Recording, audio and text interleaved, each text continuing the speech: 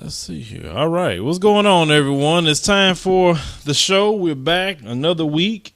And tonight's topic, as we stated on YouTube, why black civil rights groups stay silent about the crime in our community or something like that. Don't quote me 100%, Ms. Gabriella, but I've been, as I told you earlier, been dealing with a whole lot of stuff with the website, guys. A lot of stuff, trust me. But we want to talk about this topic tonight due to the execution from a savage to 9-year-old Tyshawn Lee. And why is it that these groups are silent when it comes to the issue of crime within our community? Now, let me put out a disclaimer. I can care less about racists. Don't care how they feel. Don't care how they think. I personally don't care if they live or die, personally. That's just kind of how I think when it comes to racists. When I speak about these issues, I'm speaking about black people and what is going on with us. Now, anybody can care about an issue just on just a human rights issue or just decent things to think about human beings. I'm not saying people should be excluded from it, but on the essence of what we talk about in the black community, we're referencing this issue. We can't turn a blind eye to this and not speak about the issues that we have as a whole. Yes, racism is there. Trust me, it's there. We deal with it. We deal with crooked police. I mean, we had all kind of cops being caught up, doing all kind of things on the guise of racism. But then we also got internal problems that we have to deal with as well, with these savages on the streets killing 9-year-old children or shooting bullets and is hitting 5-month-old children who are innocent, who did nothing wrong, was not part of that life or any of that stuff. We have to address this. So this is what we're going to do tonight. So if you want to call me names tonight, that's fine. Explain yourself. That's the only thing I'm going to say. But let's start off. How you doing, Tanya? I'm doing great tonight. How are you? All right, Tanya. Let's talk about that. What's your opinion about that as far as the murder of Tyshawn Lee? What's your opinion about that? I think it's very sad, and there are definitely some issues that we need to talk about. And regardless of how the issues got there, I mean, we can blame America and what America has done to the black community all we want, but the fact is there are issues there that need to be dealt with, and they need to be dealt with immediately. I mean, people are dying every day, and regardless of how it happened, if we know it's there, we need to fix it, and that means just like everything. We need to fix everything, not just police shooting kids and unarmed people. We need to have like us killing fellow citizens and children. We need to deal with that issue. Correct. Now, Ms. Gabriella, what is your opinion about the issue of, these civil rights groups? They're staying silent. The National Action Network, the Urban League, NAACP, Black Lives Matter. And the reason why I won't mention FOI, because I know what they're talking about, and they're trying to get people together to stop it. But Ms. Gabriella, what is your opinion about all this? Okay, my opinion about this whole thing is that I think it's really sad. It's very unfortunate, and it's not even this incident, because this kind of thing happens all the time. And honestly, if it wasn't for a lot of people, online with the social commentaries where they find some of these local news stories and they put it out there, most people wouldn't even know how many murders are being committed. And it seems like a lot of people, like, there is no real, I mean, granted, there was a lot of people that did donate to Tyshawn, which was a really good thing. Mm-hmm. But in so many other cases, what about all, like, the little, the baby that was shot, or the little 9-year-old girl who was doing their homework, or somebody's grandmother who's been killed, or even gang members. For some reason, people seem to think, oh, well, they're just gang members, so they deserve it. They don't even say, this is my black brother, whether I agree with what he's doing or not. I'm not going to sit there and let this person get shot and then just act like it's nothing.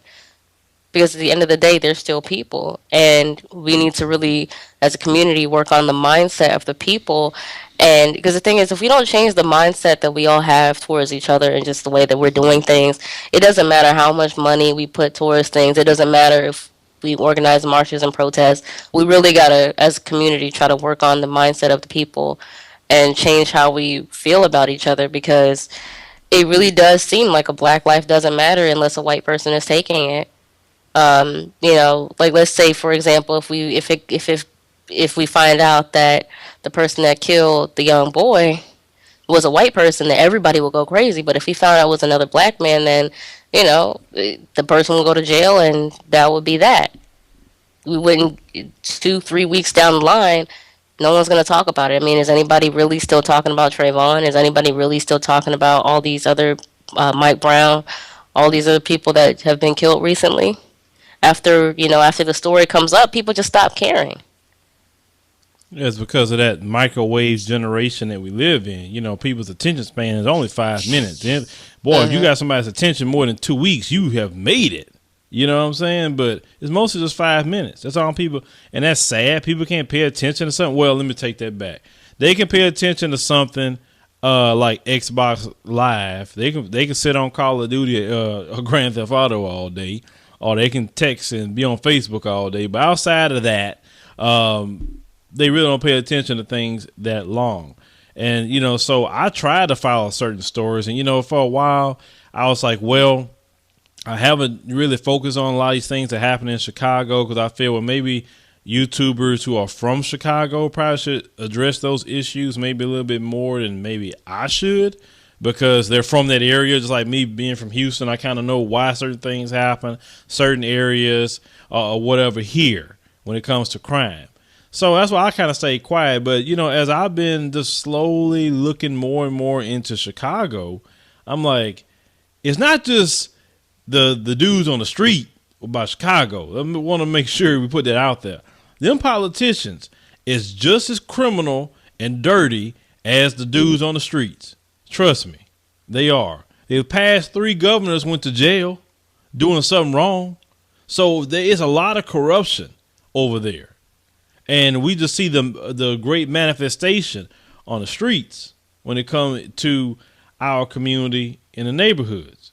But this is the thing, and I just want to ask this for whoever called. Why do you think the organizations who say they're for us, they care about us, and willing to stand in the gap for us, why do you think that they don't say anything about these murders that's happening, not just in Chicago, but all over? Because this is a problem. This has been a problem.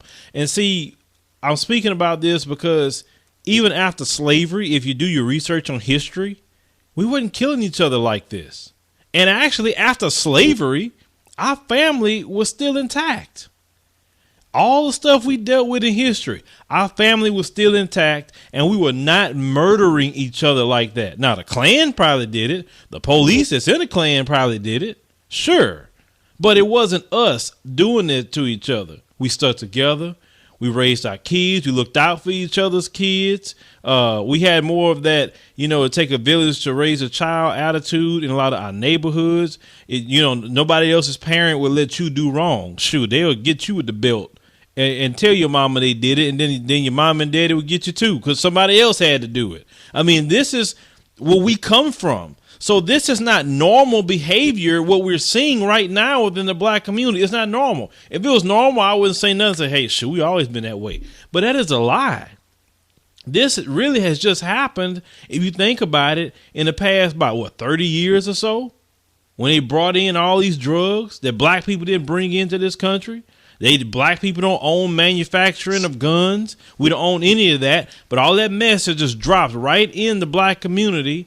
And yet they picking up these guns and these drugs and just killing people.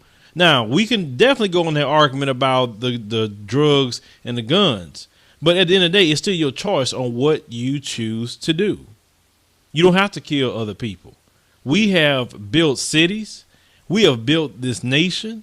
We've done plenty of inventions in this nation that a lot of people use them. They don't realize black people made.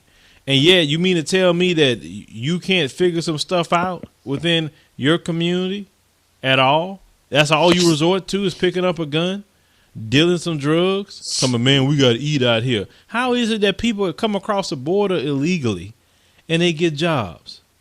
How? They're not even legal and they're getting jobs. So don't tell me that we can't get a job. I've done plenty of jobs in my time period that I hated to do. There's times I didn't have a job. I was working day labor, with the Mexicans. I did that right with them. I was one time worked at a shipyard in the bottom of a ship. Had to put on suits in it, Throwback suits, and used oil to clean stuff out of there, just so I could have some sort of job. I would flip burgers. I've worked Walmart. I've done all kinds of jobs in my lifetime. I worked on the water. Petrochemical. I've done all kind of jobs. So, and all those jobs I've ever had, I've never said, there's not enough money for me. Man, I'm going to go deal some drugs. I'm going to go kill people. I'm going to do all this stuff. To me, it's no excuse why this is going on. Yes, it's a breakdown in our family, and the father issue is a pivotal part of it. Yes, it is. But even if you don't have a father around, it still don't give an excuse for you to go pick up a gun, deal drugs, and kill your people.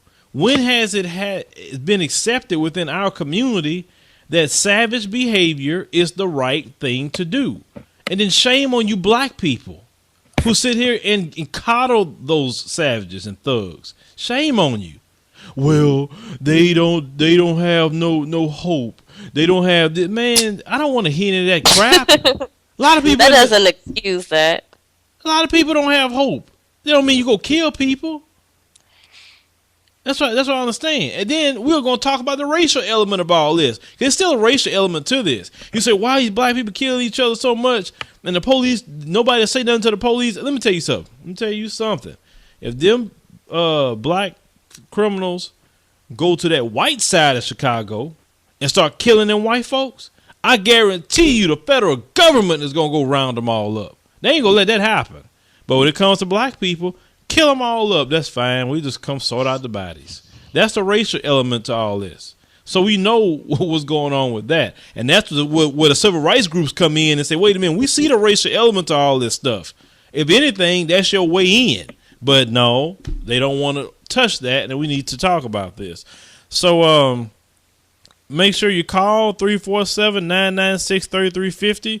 Make sure you press the 1 button. Let's go ahead on, Miss Gabriella and Tanya, and get the calls going. Let's see who's been waiting here the longest. Area code 901-864. You on the show. Oh. Hello, you on the show. How you doing? Oh, good. How are you? I'm doing good. What's on your mind?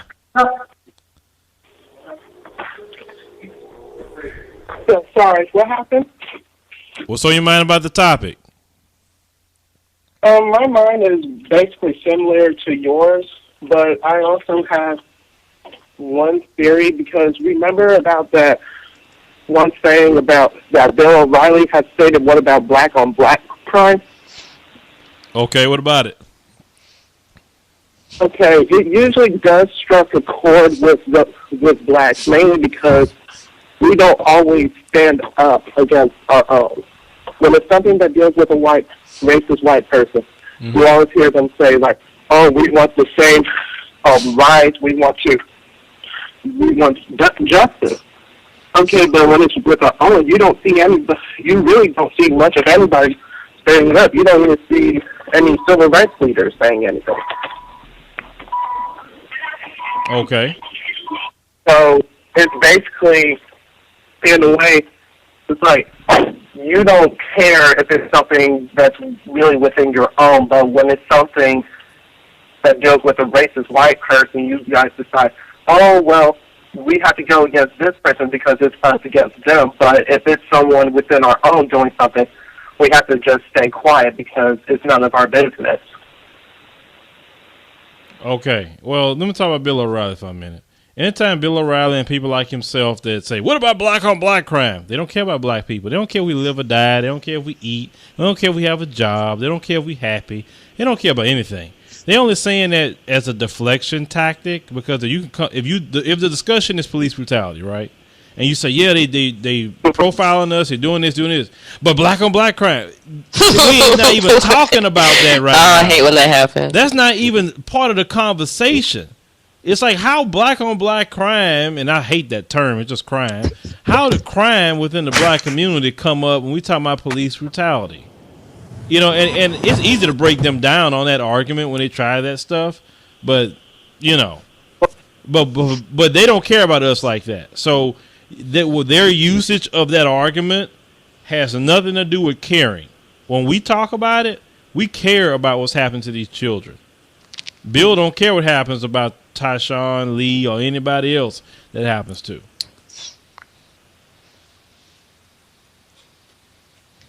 Yeah, that is true.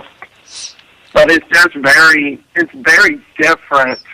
And it's like psychologically, it seems like they are caring, but it's like, it's hard to explain because it's very shocking that you don't see any civil rights leaders speaking up about this.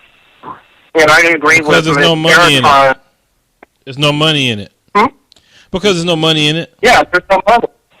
I mean, but I agree, like, No, I'm saying, no, it's just, like I said, there's no money in it. You're not going to get somebody to back you like that. I mean, allegedly, you know, Black Lives Matter have a billionaire backing them up. I mean, you know, that's just on them. And when I first heard that, I said, what? And they named the guy George Soros. And then I was trying to figure some things out to say, how is it that these no-name people just come out of nowhere and they become names all of a sudden? You know, I mean, there's just the two people that they talk about the most. I'm like, something more to it than that. And you know, when you're trying to, you know, work hard and do different things, and you see how hard it is, and then a no-name person just show up out of the blue, and they on every major network, and they on, and like, nah, there's something more to it than that. And then once I find out who's behind them, I say, okay, nah, I get it. Because it takes some money to do that stuff they're doing. You don't do that for free. Trust me. You know, when you're a professional protester, I mean, which some of them say that's what they do. They are professional protesters. That's their job, is to protest. Well, it's really not a lot of money going to be made protesting against the crime in the black community, because, you know, if you go protest against white folks and their businesses and hurt them, a lot of white folks, and this would happen one time to Al Sharpton. One time, some companies brought Al Sharpton in and paid Al Sharpton to ask him, you know, to, you know, not have any protests happen at their businesses. I mean, they'll pay that money. Who gonna pay money to any Al Sharpton, Black Lives Matter, or any group if they protesting against what's going on in the black community?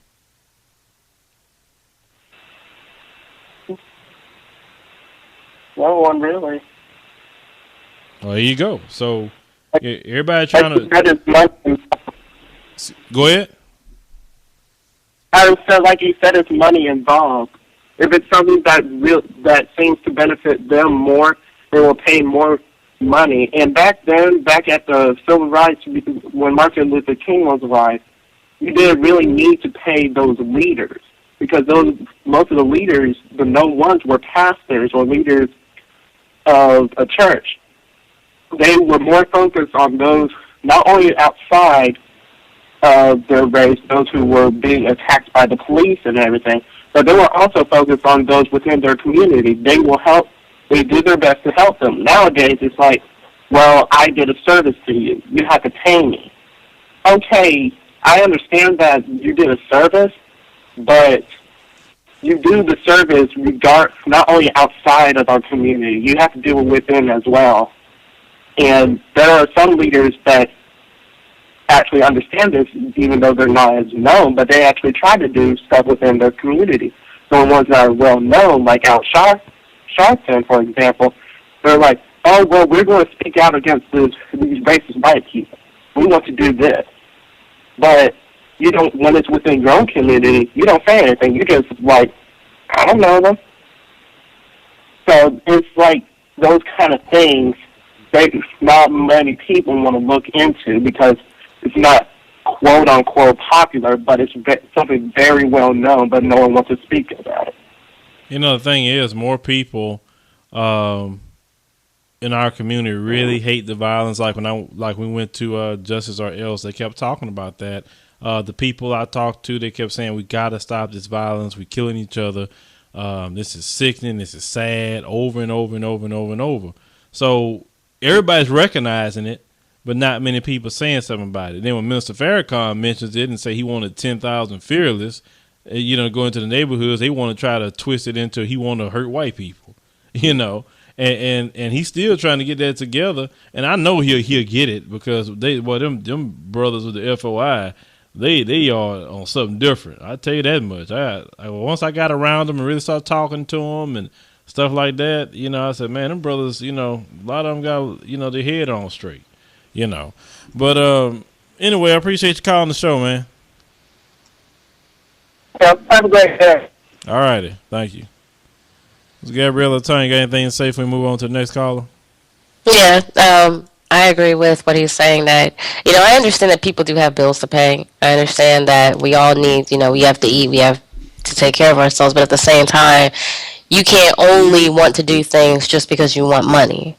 Now I understand. I totally understand that it does cost money to be flying out to all these different cities and doing speaking engagements. Correct. I understand that completely. I do. I know it's expensive to travel out of town. Even if you're going to a different city and even if you're, like, let's say if I'm in Virginia and I'm driving to D.C. and you're going to stay in a hotel, that still is going to cost you at least a couple $100s. Ooh, I understand that. Trust me, I know. I know. Yeah, you know. But at the same time, you can't be sitting there asking for some crazy amount of money. You asking for $25,000 just for a speaking engagement for an hour, and then that takes away from what the real purpose of you being there is. It's to help the people and try to change the mindset. But what I'm seeing, and that's why a lot of the younger generation is just so against these black leaders, and they're just wanting to do things themselves because they feel like, what's the point of me giving all this money to this person if all they're going to do is just speak and then go away, but they're not really fighting for us. They're not really changing anything. Correct. That's correct. What you were saying about it, how it costs money. I think, in my opinion, if people want you to go do something, like say, hey, we'd like you to come over here, if they will sponsor or if you have an organization who's keeping that war chest full for you enough, well, you can fly, you can take your team with you, because you're going to have to take a team of people with you. I mean, it's bottom line. Fly, have a hotel, like say in a decent area, of course, rental car. That costs money, food. I mean, that's definitely expense that's going to have to be paid if somebody come out there. And yeah, you probably got to give them something. I'm not saying that they can come for nothing, because it just don't work that way. Everything is a cost. But the thing is, if, like you said, Ms. Gabriella, don't charge $25,000 when you know good and well it's not going to cost $25,000 for you to show up. Like, I remember Erica Garner told me that, Sharpton wanted $10,000 for something that they asked him to do. And I'm like, really? He right there in New York with y'all. It's not like he had to travel from L.A. all the way to New York City. And then he had this big team of people with him and all this other stuff. I mean, I don't know. Like I said, I get it, but trust me, I say just do the work and, do the minimal, amount that you need to go where you need to go. It's just that simple. The reason why you don't see me everywhere, at least just yet, is because it's just finance right now. Now, we have that support system and we could travel like that. Of course, we need to get some more equipment, and we're trying to raise funds to do that.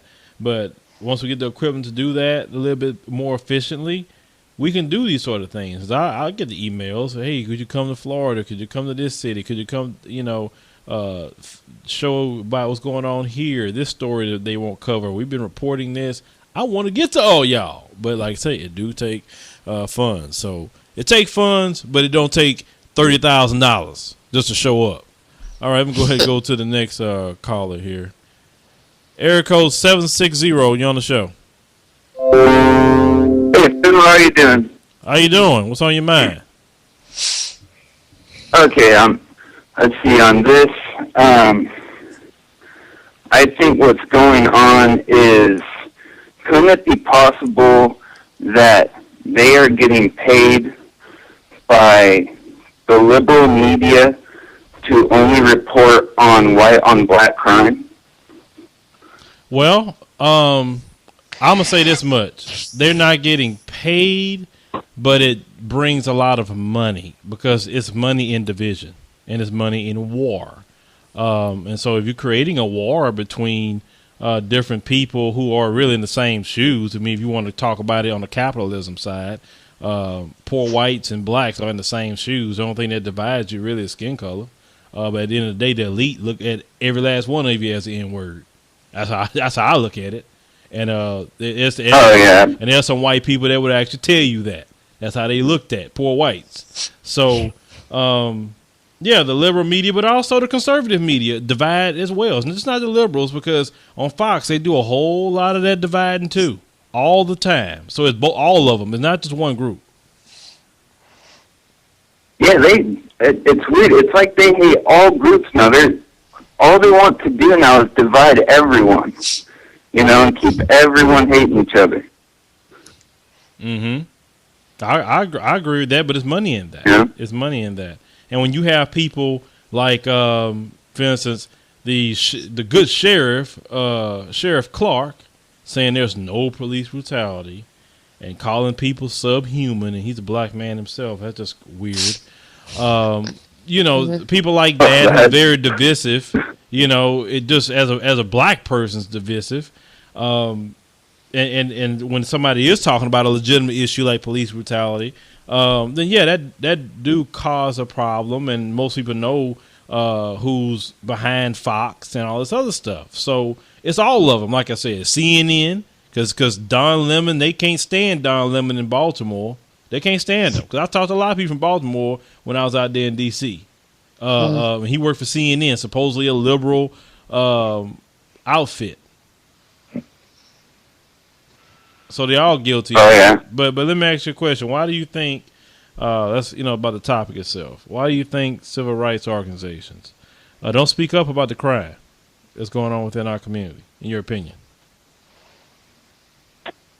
Well, I don't know. I've done some research into these groups. The reason why I asked that question is because I found out that a lot of these groups are highly supportive of, the Democrats and the liberals, which is why, I figured they're probably getting paid to only support the white, to protest at the white on black crime,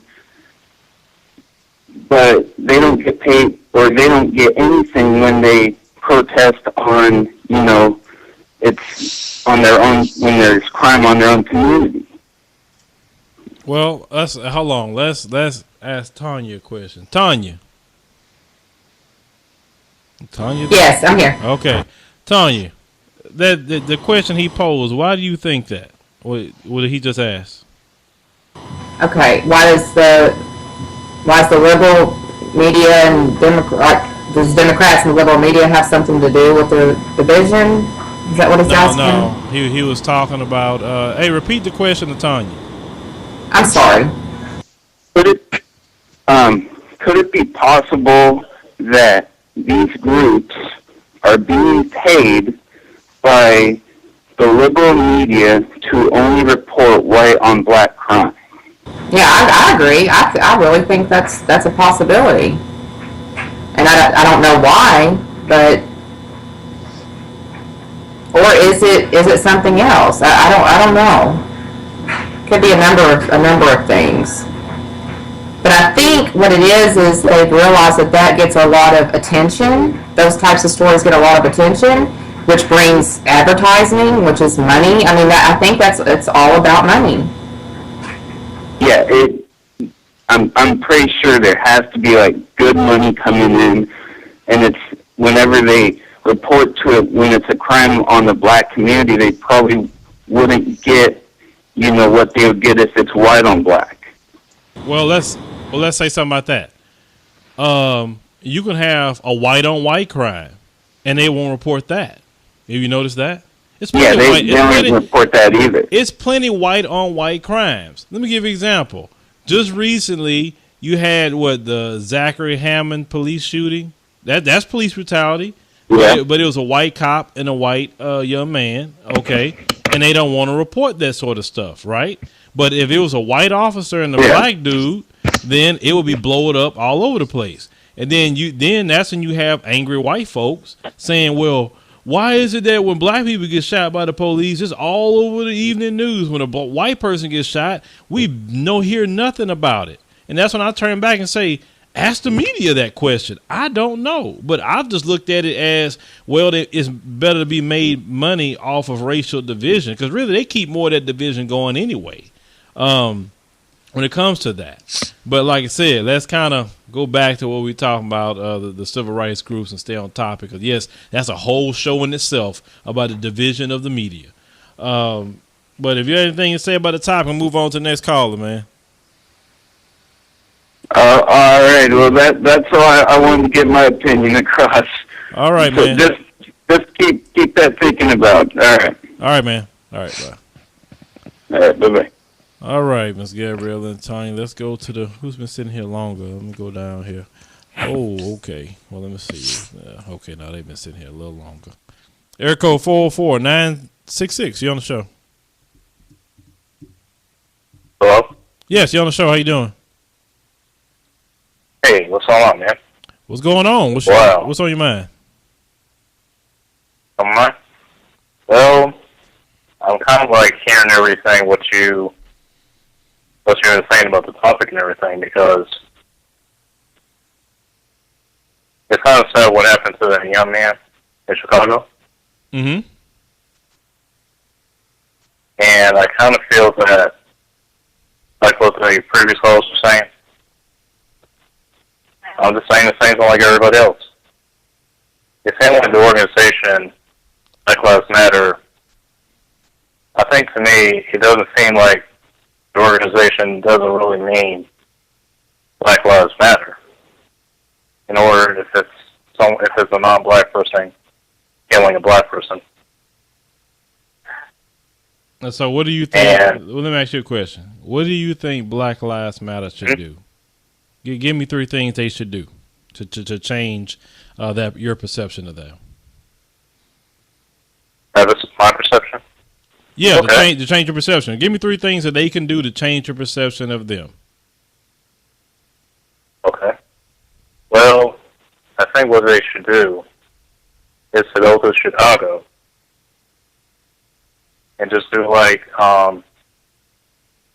just like they've been doing the previous year. Fighting against, these cops who's been killing black people all the time. Okay, that's the first one. The second one, try to land up. I know the cops are not going to help us, nothing, but we should.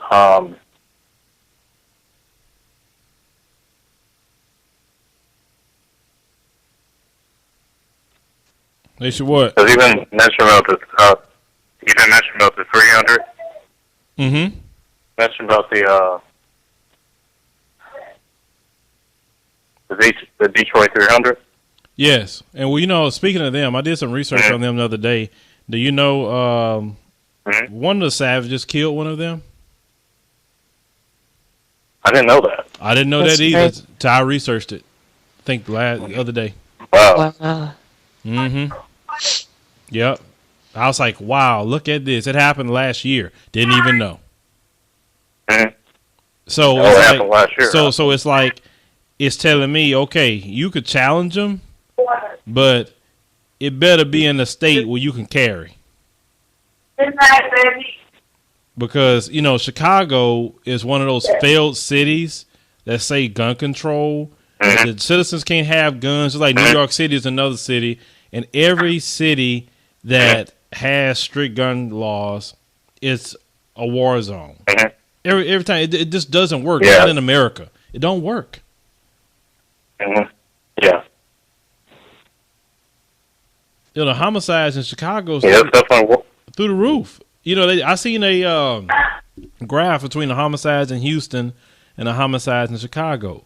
I mean, Chicago is just off the. It has so many. It's just crazy. But Texas is a state that really believes in guns. Okay. Good night, baby.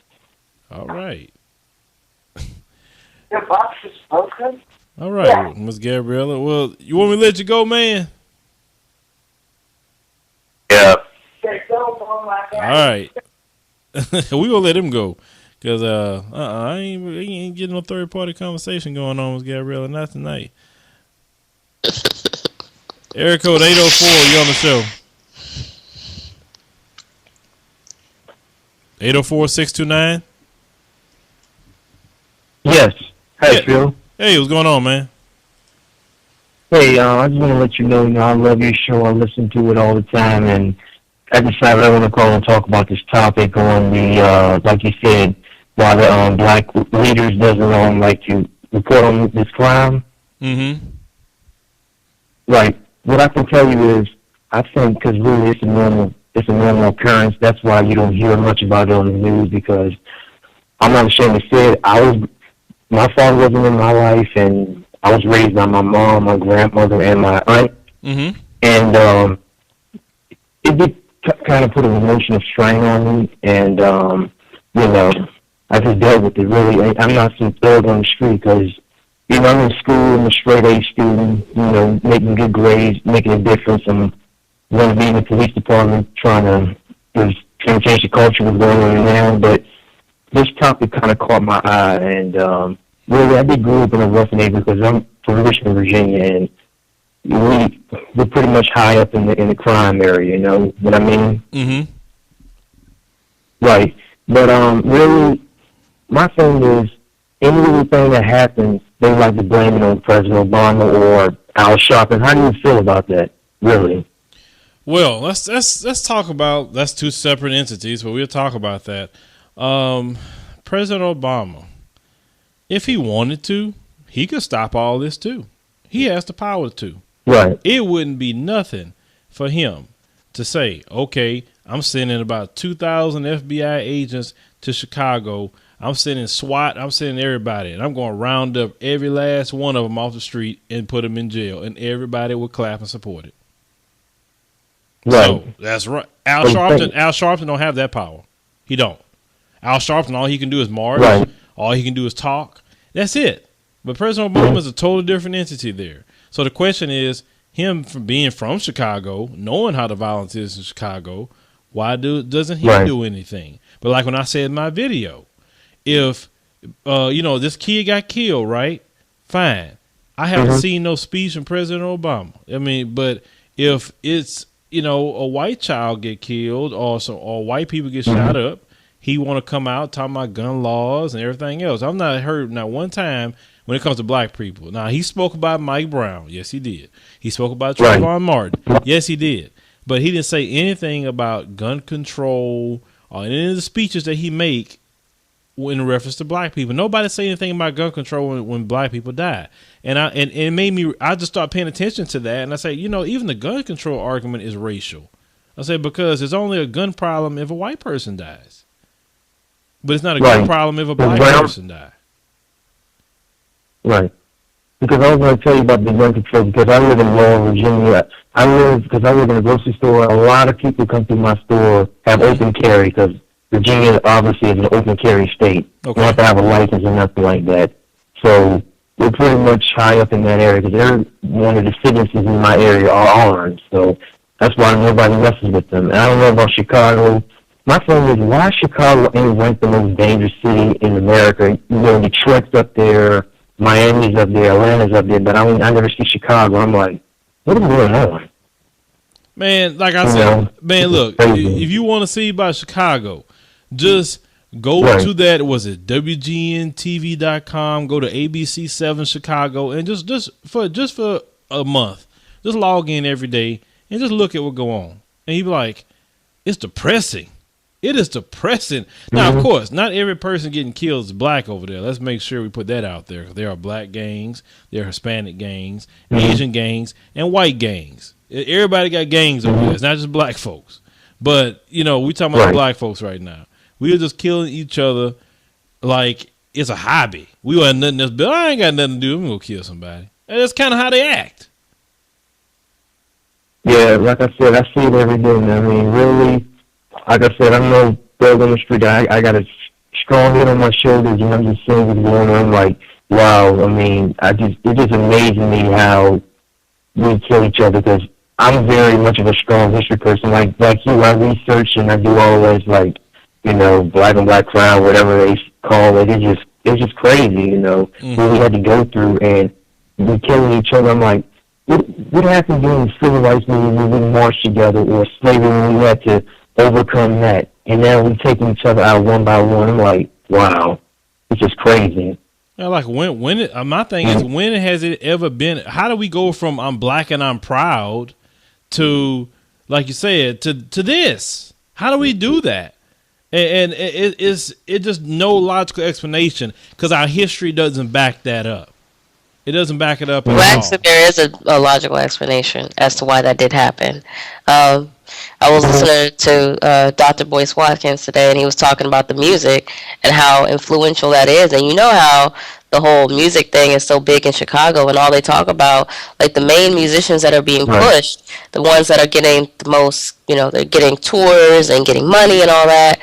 Those people, especially when they're getting hundreds of millions of views, those people, they're being pushed by someone. And when they get signed to a record label, that's when they get paid to promote some of the worst music ever. The music where they sit there and talk about killing people and shooting each other, and how so-and-so is doing life right now, and, bless my homie, he's in jail right now, but we're just going to we're going to stay out here and we're going to sell drugs and kill each other. That's all the music is about.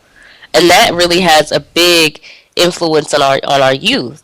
If you look at it, a lot of these kids want to dress like, Lil Wayne and Kanye West and all these musicians. They want to be just like them.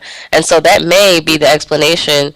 I'm not saying that, all rap music is bad, but just that gang-related rap music is really what's making it. That's not the only cause, of course, but that may be a contributing factor as to, when that element got pushed in our community. Well, I mean, if you want to talk about music and maybe what helped some of that get ushered in, a lot of people want to blame NWA and say, oh, it's NWA's fault, and all this other stuff. No, it wasn't NWA's fault, because NWA was just telling their stories from the street, from where they grew up at, and really that stuff was going on. But really, this is something I heard, from somebody that I know in music, that prior to all this, influx of quote-unquote gangster rap, okay, all these label heads had a meeting, and they was talking about they wanted to come with the new music, gangster rap music, and they want to push the violence and push all the drugs and the most horrible things in music, because they're about to start erecting private prisons, and because this music would make these kids want to do these things, commit crimes, and then get put in these private prisons. And then you look up later, now you have private prisons traded on the New York Stock Exchange, and a lot of big time people are invested in private prisons. That's why they have no problem now throwing a kid in jail for 20 years for a nonviolent offense, because there's more money that they can use in these private prisons. Yes, a lot of music has to do with that. And don't even go down that rabbit hole, because if you start looking who owns that music, who really behind it, it's not a black face. And most of the people who own it is a group of people who say they're a victim all the time too. Well, you know who I'm talking about. Don't get me started on them, about Zionism and all that other stuff. Because how is it that they can say the N-word, the most degrading things about black women, but let them say one thing against them, the ADL gonna be out. They gonna try to take the record label. They're gonna record deal, force them to apologize, and all this other stuff. But you could say the most horrible things about blacks and black women all day long. I tell people, if you start following who's really behind a lot of things, you'll find out who's who. And that's those people that don't want you to know who's controlling a lot of things. But even though they controlling a lot of things, at the end of the day, you are still responsible for what you choose to do. Period. So that's only goes so far about them influencing and say only rap this way, because you know prior to that, rap music was conscious. You know, you had your Public Enemies, and you know, like I said, I got to meet Professor Griff. He was a good brother. You know, and you know, Flavor Flav, Chuck D, and KRS-One. Who? The Sugar Hill Gang? Yeah, I mean, you had a lot of... Yeah, you had like either conscious music or you had just party music. That's it. It wasn't all this killing and all of the stuff that they talk about in the music. Now, it's not even about that to me, because I think gangster rap person is dead. I mean, yeah, they got that what they call drill music from Chicago. But most of the music today is just simple. Like, it's no thought process to it at all.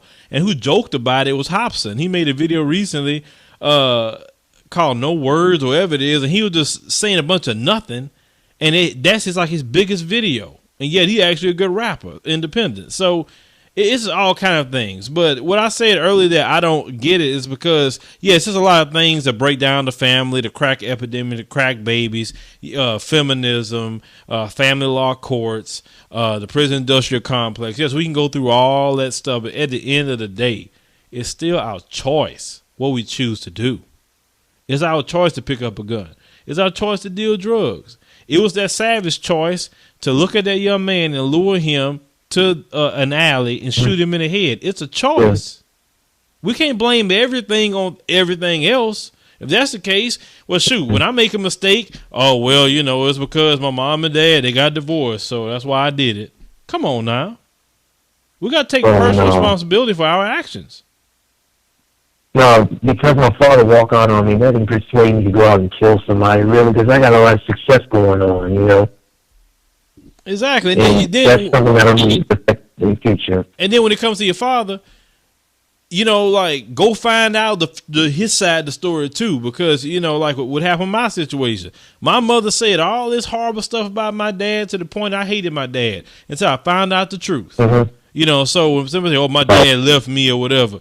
No, he may have left your mama, and he probably didn't be around maybe. But find out his side of the story too. There's always two sides of the story. Because when I found out the other side of the story, and it all came together, you know, it really hurt my relationship I had with my mother. Because prior to that, me finding out the truth, you know, and then you couldn't have told me about my mother, nothing.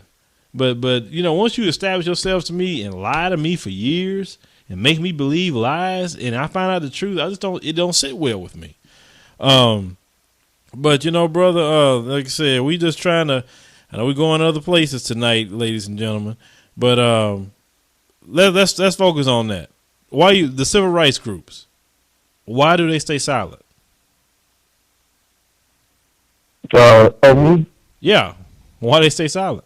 Oh, why do they stay silent? Really, because they don't have in my opinion, they don't have a bigger audience. Really, because they're so busy worried about other things like police brutality or KKK stuff like that. Really, they don't actually study the news, and they don't actually research the facts on why this is going on. That's pretty much what I can. So you said, wait. You said they don't have an audience. They don't have a bigger audience, really. I mean, because I think like a bigger audience. No, I don't. What I said before, they don't actually research that. They don't actually go out and be more productive in the community. That said that the wrong way. Well, let's talk about that. You said about the audience that they don't research. Okay. Well, if they don't research, how they find out when these white cops kill a black person unarmed? I mean, how they find out if they don't do any kind of research on it? And you say they don't have an audience. If Al Sharpton show up anywhere, TV cameras show up. If Black Lives Matter do a protest, they got a bunch of people show up with them. I don't know if you see D-Ray. He's always on CNN. Netta is always talking. They're verified on Twitter and all kind of other stuff. So they do, and they have big followings. I think D-Ray got over 200,000 followers on Twitter. That's a good size following just for him. And not even talking about the other girl that's the face of Black Lives Matter, at least nationally. Between those two, there's a lot of followers. So we can't go with that. They know this stuff. Trust me, they know exactly what's going on. But whoever their leaders are or their handlers, they say, look, let's just talk about it on social media, but let's just leave that alone. But we'll wait for the next white cop to do something, then we're going to pounce on it. And that's a problem for me. They always call Al Sharpton a race baiter or pay your taxes out, things like that. You know, I see all that about him. Like, wow. Well, I hate him that much. Well, the situation with that and it's funny, I'm glad you brought up race baiting. The people that love to say race baiting be the main ones race baiting. Because think about it. You don't even be talking about anything and they bring up, well, you know, because of black culture, you race baiting right there. Like, but it's race baiting only if we do it. But you can talk about black people all day long. That's all in your news and social commentary. You can talk about black people. That's all. You can make your whole career off of black people. Like Bill O'Reilly, he don't stop talking about black people. He race baits all day long. But if we do it, oh, you're race baiting. And facts isn't race baiting.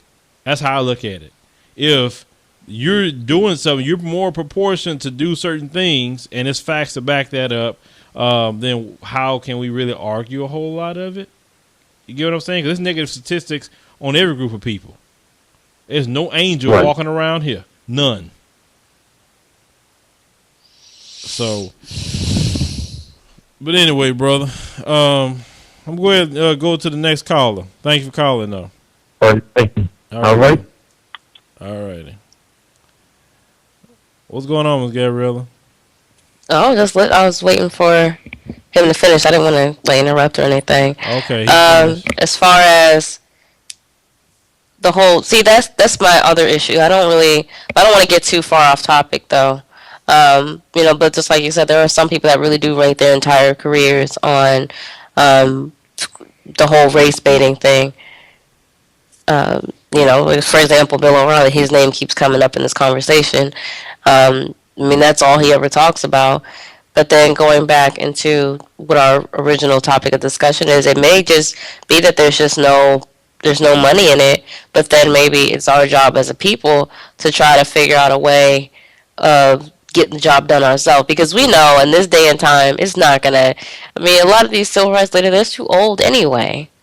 They don't really have that fight in them anymore. So it's really just us trying to do things ourselves. Which is why, I love the fact that we have social media now and we can organize things. Are you familiar with the Arab Spring and what happened overseas? Yeah, I'm very familiar with that. A lot of that was spearheaded just by Twitter. And that's why, the government in certain countries, they're trying to shut all that down. And they're trying to, there's some countries where you can't even access Facebook anymore. Or you have to go through, secret channels to get to it because you have no idea how powerful words are and how we can spread information and how we can change things. Because some people, so that's another one of my pet peeves. I don't want to keep going on, so I'm going to stop pretty soon. But basically, a lot of people, they say, oh, well, you're only making videos. You're not doing anything. Or why can't you do more? However, that may just be what that person's talent is. Not everybody is talented in drawing or maybe organizing protests. Maybe your gift and your talent is just speaking to people. And you never know how powerful your words are and how you can, maybe your video could have inspired someone to say, you know what, I watched this video, let me go out and do something myself. So there's absolutely nothing wrong with that when people say, oh, you need to be doing more. Well, what if this is all they can do right now? Well, speaking about a video. Oh, go ahead, Tanya. Yeah, I agree. I think videos can make a tremendous impact, and especially, positive ones, or, it's things you're not going to hear on national media. So, I agree, Gabrielle. I think, if that's all you can do is a video with a positive message, I say go for it. Nothing, it can't hurt. It certainly can't hurt. Well, shoot, you look at everything that we're doing here, it got started for me off of a YouTube video from another brother. So, yes, videos can inspire other people to do things. And, if you want more out of people, then you got to support them. That's just bottom line.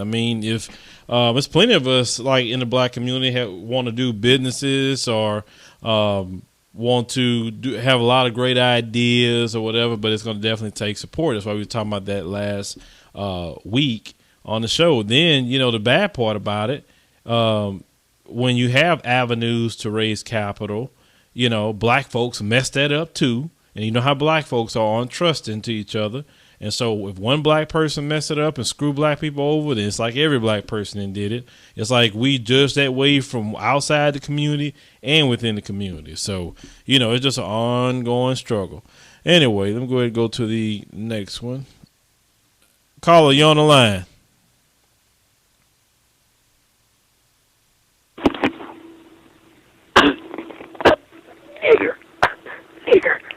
Okay, now you sat there for 48 minutes to say that? Really? Your life really sucks. You gotta come up with something better than that. Yeah, I mean, come up with a new name at least.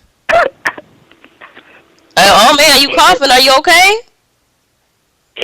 You all right? You might want to go to the doctor and get that checked out. No, okay? Look, check this out, everybody. He sat there for 48 minutes. 48 minutes. Like really, 48 minutes. This is one of those trolls that we was talking about right here. There you go. All right, well, we're gonna go ahead and go with some serious calls. Yeah, I know you have no life. You're obsessed with black people. You love us because you feel we're superior and you're inferior. I understand that. Okay. Anyway, yeah, but that idiot guy sat there for 48. How you sit on the show 48 minutes to do that? That's all you do. I mean, what a dummy. That was just stupid. Oh my God. But I like the trolls though. The trolls are fine to me. But y'all see what we have to deal with. But I'm cool though. That's funny. All right. Go to the next call. 444-4880. You on the show. Hello, you hear me? I hear you just fine. Hey, how you doing? I just wanted to talk about the topic, and I heard everything that was going on for the whole time, and basically I just wanted to say that why I feel like a lot of civil rights groups and all these things are not giving their voice. I feel like a lot of them are infiltrated. A lot of them have ulterior motives, even with Sharpton and a lot of these people that have a history of having ulterior motives and different things. And I feel like just like Erica said, about just how we have a voice, like we need to go back to the roots, like grassroots movements. And I feel like social media is just like an evolution of that, or a different form of that, where your voice can be brought out there and spread the movement all throughout the world. And just really, being sincere with people, going like you do, and other people going to different areas and what you can do. Like you said, people got different talents and all these things. You might not have the money to go out there, but you can definitely do something where you're at. You can do something, you can, donate money or whatever. Make sure, to a good cause and all that. And there's so many ways, so many things you can do, but I just feel like, we can't trust a lot of leaders and all that because this world is corrupt. We're living in a world that is corrupt. Like the church is infiltrated, the civil rights movement, all these things. And, you look through history with JFK, MLK, Malcolm X. I feel like they got to a certain point where they were standing up for the people and they were taken out. But just like with a lot of other people. Of course, I feel like they were all going through different growths in their life, and when they got to a certain point, they were not hearing that. And, like you said, with George Soros, which I'm going to definitely look up after the show, a billionaire backing them, that makes sense. That makes perfect sense. And, I just feel like they are trying to want a race war, and they want to bring new, regulations in America and all these things. So I just feel like, a lot of this infiltrating and just trying to go for these big names is not the move. It's like it needs to be grassroots. It needs to be people that are truly sincere to make a difference. Exactly. I agree with you 100%, brother. Like I said, I have a vision just to try to help the community, to help men, dads. I just have but like I said, it's going to take, like me and a friend of mine was talking, it just takes finances to get these things done. So, we're trying to do everything we can here to generate that. So we can do these things I think would be good just for the people. Because like I said, if the people is what it's about, getting the messages out, speaking about these community issues. And it's tough when you're hearing about these community issues. It's tough to hear watershed moments within our community. And this is the sad part. You know, you have people that's defending these civil rights groups for not speaking up, defending them. And that's what I don't understand. And yet, if you do the research, every last one of them is connected. Most of them are connected to Democrats. And nothing gets done. Nothing. Exactly. I feel like that's the host too, Democrats and Republicans, and just putting people against each other. Like certain things you're conservative on, certain things you're liberal on. It's not both sides and like, oh, I don't like you on this and that. It's like, it's just crazy how we try to make this fight and the war for each other, but you know, we all should be on one side with making sure we have equal rights, making sure the Constitution stands, you know what I'm saying, and all these things, like basically staying to the fabric of what America's about. Mm-hmm. That's the main thing. So yeah, I agree. I believe music and entertainment period, just like we said with media and with so many positive things you can do, it definitely has an effect on you. I know we don't want to play the blame game, but after you know what I'm saying, you try to talk to the young youth and all these things, you have to let them know what's going on. And I mean, that music is like bewitching. It's like, especially drill music and all these things. And even Chief Keef said, like, when he was coming out with a mixtape, he was like, oh yeah, the crime rate is definitely going to increase after I drop this. Like, they even know. You know what I'm saying? So it's like, and I know killers and all these things, they have to get themselves amped up for murder if they're listening to that type of music. That's only get drugged up and listen to gangster music. Well, see, the thing is, so, you know, prepare your mind. We have allowed those people, you know, to infiltrate our music, because there's nothing wrong with rap. There's nothing wrong with R&B. There's nothing wrong with any of our forms of music. It's just what you're saying, and there's a lot of people out here. That's why I said earlier in my video today, I support independent artists. I support people because they got people that's really doing some good music, but this system don't want to put them on like that because they actually putting out just good music, period. You don't have to talk about nothing conscious, just general good music. You know, I know people right here in Houston who is good artists, okay? And they just need their shot. And they're not talking about killing people every 5 minutes or whatever, man. Who want to hear that anyway? I mean, like, okay, I'm going to shoot him. I'm going to do this. I'm going to do that. Like, every song, dude? Like, really? Yeah. You know? That's what people like, though. I mean, the people didn't buy it, and they wouldn't put it out. So, obviously, well, let me tell you about that. But let me tell you about who you think the number one consumer of rap music is. Well, I heard what, white people? I mean, you know, Caucasians? Yeah, it's white people. Yeah. We're after them. We may make it, but they're the majority of this country, so it makes sense. So it can't be all that, you know, it's like they want, see, this is what I tell people. Black people is the leader of culture. And so since we're the leader of culture, we make everything cool. Just like, you know, let's talk about, for instance, homosexuality, right? Do you know why they keep trying to push homosexuality on black people? Do you know why? Why? Because if they can get the black break down the black family? No, well, not really. It may be part of it, but they're pushing it because if they can get black people as a whole to accept homosexuality and make it a cool thing, make it things you rap about, make it just great, then the whole country accept it then. Whatever we do and we put our stamp of approval on, everybody else do. Think about it. Anything, any artist we like, why do you think companies spend millions and millions of dollars putting endorsement deals behind black athletes? They got white athletes that play in the same NBA as them. I've seen plenty of white athletes. How is it that Larry Bird didn't get a big contract like Jordan did? Larry Bird was good at the time period, right? He's a Hall of Fame player. Okay, I can't take nothing away from Larry Bird, but why is it that they gave Jordan a contract and not Bird? And Jordan wasn't the Jordan we knew. I mean, I grew up watching Jordan. Jordan wasn't where he's at today in history at that time period when Larry Bird and Magic and all them was playing, even though he was still good, don't get me wrong. But why is it that he didn't get it? All other white players who play in different sports, why they don't get the $100 million shoe contracts, but always the black players. You notice that?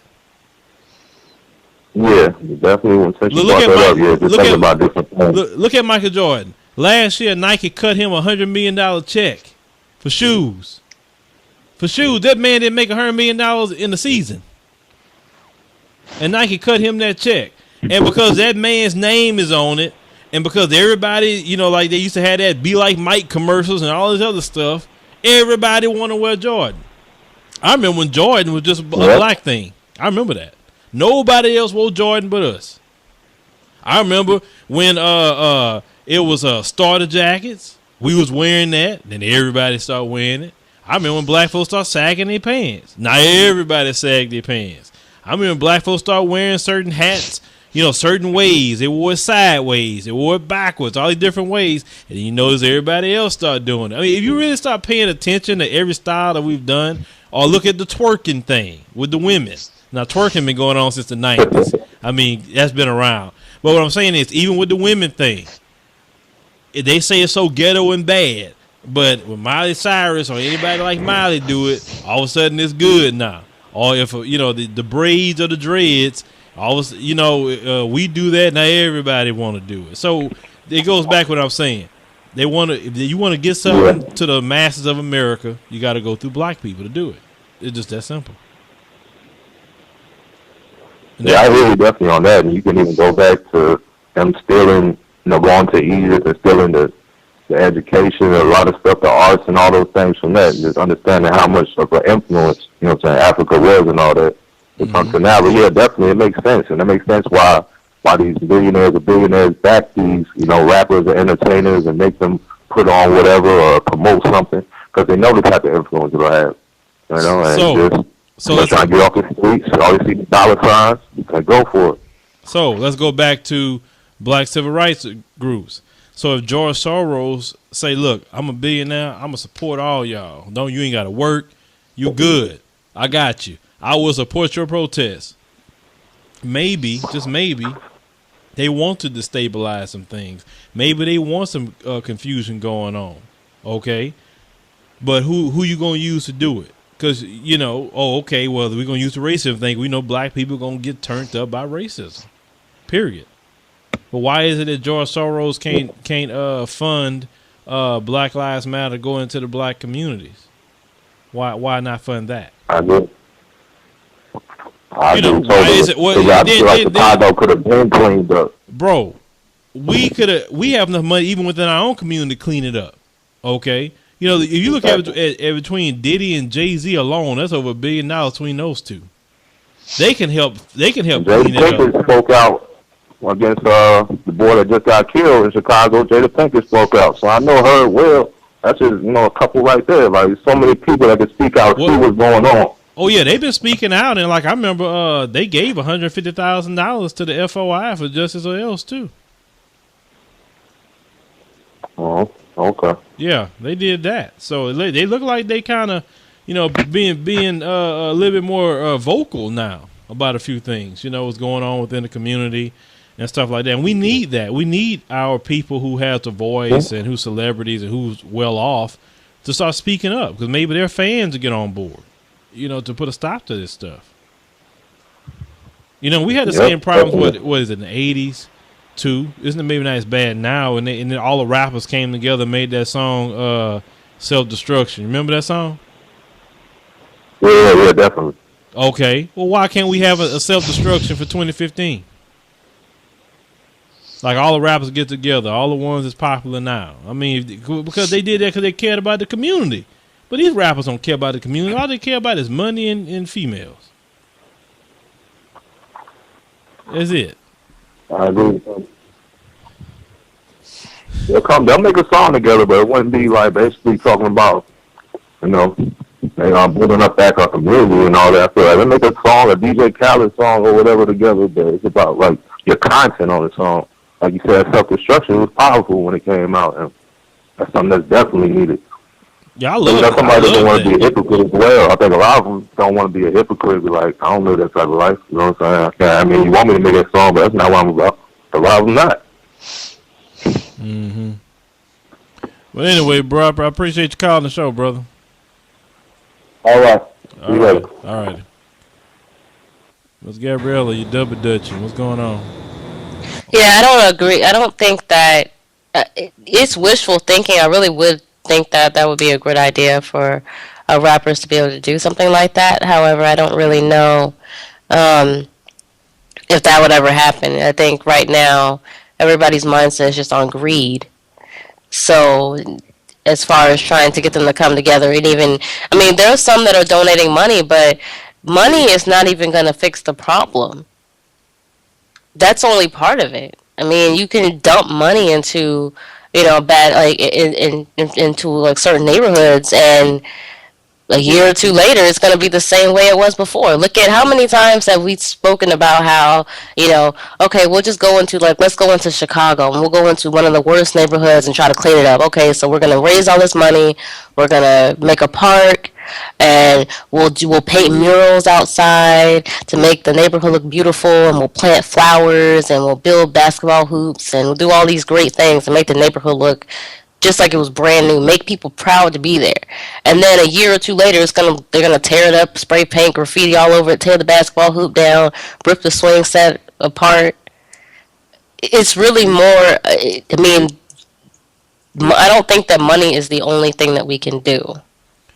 Oh, well, Miss Gabriella, I agree with you 100%, Miss Gabriella, because you have to remove the savages. If you don't remove the savages, then you're going to, of course, you're right, you're going to have that problem. It's like putting your money in a toilet bowl full of feces. It's going to be just in a toilet. That's it. You have to go in. No, what you have to do is basically you got to have the good men, because it's a men issue, go in armed and physically remove them out. And if it has to be a shootout at the OK Corral, oh, well, it has to be a shootout, but it has to get out of there. Then you can invest the money and start cleaning up the neighborhood and building parks and doing all the nice stuff. You got to move the savages out. There's no other option to that. But if the men get together and say, you know what, forget that, we arming up, we're going to get them savages out of the community, then here come the police. Oh, you can't be doing that. What are you guys doing? They want to arrest the guys that's trying to get the savages out. So it's like, okay, well, they're not doing it, so somebody has to do it. So somebody has to do it. That's what it's going to come down to, because people getting tired of their kids getting murdered like that. Because I guarantee you, if this stuff was happening to white folks, they get their guns to go take care of the problem. They'll do that in a minute. No, it wouldn't even get to that point. It would never get as far as it's gone in our community, because it's embarrassing at this point how bad things are. And I have a feeling that they would probably actually be able to clean up the white community and the police would leave them alone. So I almost think that it's that way on purpose. I mean, it's designed that way. Because why would the cities that have gun control laws be some of the worst gun crime, have the worst gun crime in America? It was set up that way. Population control? I believe so. That's what I think. Yeah. I think it's all set up that way on purpose. I mean, they push this certain type of music that's going to send people to jail because they promote selling drugs, killing people, being abusive with women, having a whole bunch of kids and not take, well, they don't really talk about having kids and not taking care of them, but that the whole culture that comes out of that, so then that funds the prison system, and then that also, you control the population and you giving money to prisons. So why not push the culture in that direction? Makes things easier. But at the same time, it's affecting the white community as well. And they hide that very well, how that's affecting the white community. Well, how so? How so? The white community have a bad drug epidemic. Bad. That's right. You're absolutely right about that. Meth is tearing white folks up. Trust me, I talk to white people. I know. Crystal meth, the police is have to sometimes, a lot of times, shoot them because they all turned up on crystal meth. They don't sleep. Some of them 4, 5, and 6 days. They up that long. It's bad, but they don't talk about that. They got white folks getting killed all the time too, but they don't know. We don't talk about that. But like I said, we have to focus on the issues within our community, because this is our future we talking about here. This is not nothing to just view as a talking point. Well, let me go ahead and let the next caller in here, Ms. Gabriella. Eric 510, you on the show. Hello. Yes, hello, you on the show. How you doing? Fine. I wanted to talk about the topic, and specifically, I wanted to start with the Black Lives Matter movement because I was watching maybe about a week or so ago News One Now with Roland Martin, and he had asked one of the guests over there, who was a member of the Black Lives Matter movement, representative during media. He was asking them, you know, if they disavowed people in one particular instance in a protest that were, you know, talking about killing the cops. And I watched it, you know, I wanted to hear what the guy was going to say, but instead he kind of he dodged the question, you know, by directly answering, do you disavow that or not? But just going around saying, well, you know, some people have different, feel this way, feel that way. You know, he was kind of doing what I saw as a widespread problem when it comes to black on black crime and issue, is that we have some activists who tend to make excuses. Everything is going to be, all we're going to talk about is 100% white supremacy, but we're not going to talk about anything that's happening internal in the community that we can deal with, because I believe that there are aspects of things that we can take control of ourselves, and that if we always place it always on 100%, you know, on sort of saying everything is 100% always white supremacy, then that means that you don't have to do anything yourself to try to make any changes in the community. You can always blame that person or the other person every time something goes wrong. The other thing is, when it comes to the old civil rights group, I read Essence Magazine had contacted them because they wanted to talk to them about domestic abuse in the black community, and the NAACP said they don't deal with stuff like that. And so a lot of the issues that we're talking about, black on black crime, those are just not things that the NAACP or other groups choose or want to deal with. So they openly said they refuse to talk about domestic violence. They refuse to address the other issues, but hey, when it comes to discrimination, racism, that's all we good for. But what good are you if you're talking about you for the advancement of colored people? Exactly, I was going to say that. You can't advance if you're dead. Well, yes, that's how they make their, that's how they made their bread and butter from the start. Two other people that were mentioned a little bit earlier is my issue with both Al Sharpton, well, three people, Al Sharpton, what's his name, Jesse Jackson, and Melissa Harris Perry, if I focus on those two. They got on NBC and got shows because they worked very closely with the Obama campaign. So when it came time to give them something, they did. They became mouthpieces for the Obama administration, and they had a potential on MSNBC to use their voices to question the president on what he was doing in terms of dealing with issues in poor urban inner city areas. Not a discussion they were going to have, and when they were brought up by other people, sometimes some black guests and non-black guests, they just got extremely defensive over that. And then with Al Sharpton and Jesse Jackson specifically, they basically have made a living off of showing up whenever there's something a race-based issue going on, or to try to make money. I think what's his name, Jesse Jackson, has recently been hammering the Silicon Valley, right? And basically they've been cutting him checks. But he's hammering him, you got to be more diverse, you got to be more diverse. But all they've really done is cut him some checks. So between the two of them, anytime anything, or any corporation, any business, any place is accused of any racism, they show up, they get a check, and all of a sudden they're forgiven of their sin. That's what it seems to end up like. And which is sad because, I know he's been on Twitter a lot lately talking about, Silicon Valley has very minimal black employees, period. It's so low. It's either white men or Asian men for the most part. That is a legitimate topic. But I'm a firm believer of this. You could talk about every topic, not just one. Yes, discrimination in the workplace. Yes, talk about it. I'm not minimizing nothing they're saying. I'm just saying, let's talk about family issues a little bit more though, because we can't get to Silicon Valley if we're getting shot at 9 years old. Right. That's right, and it's correct.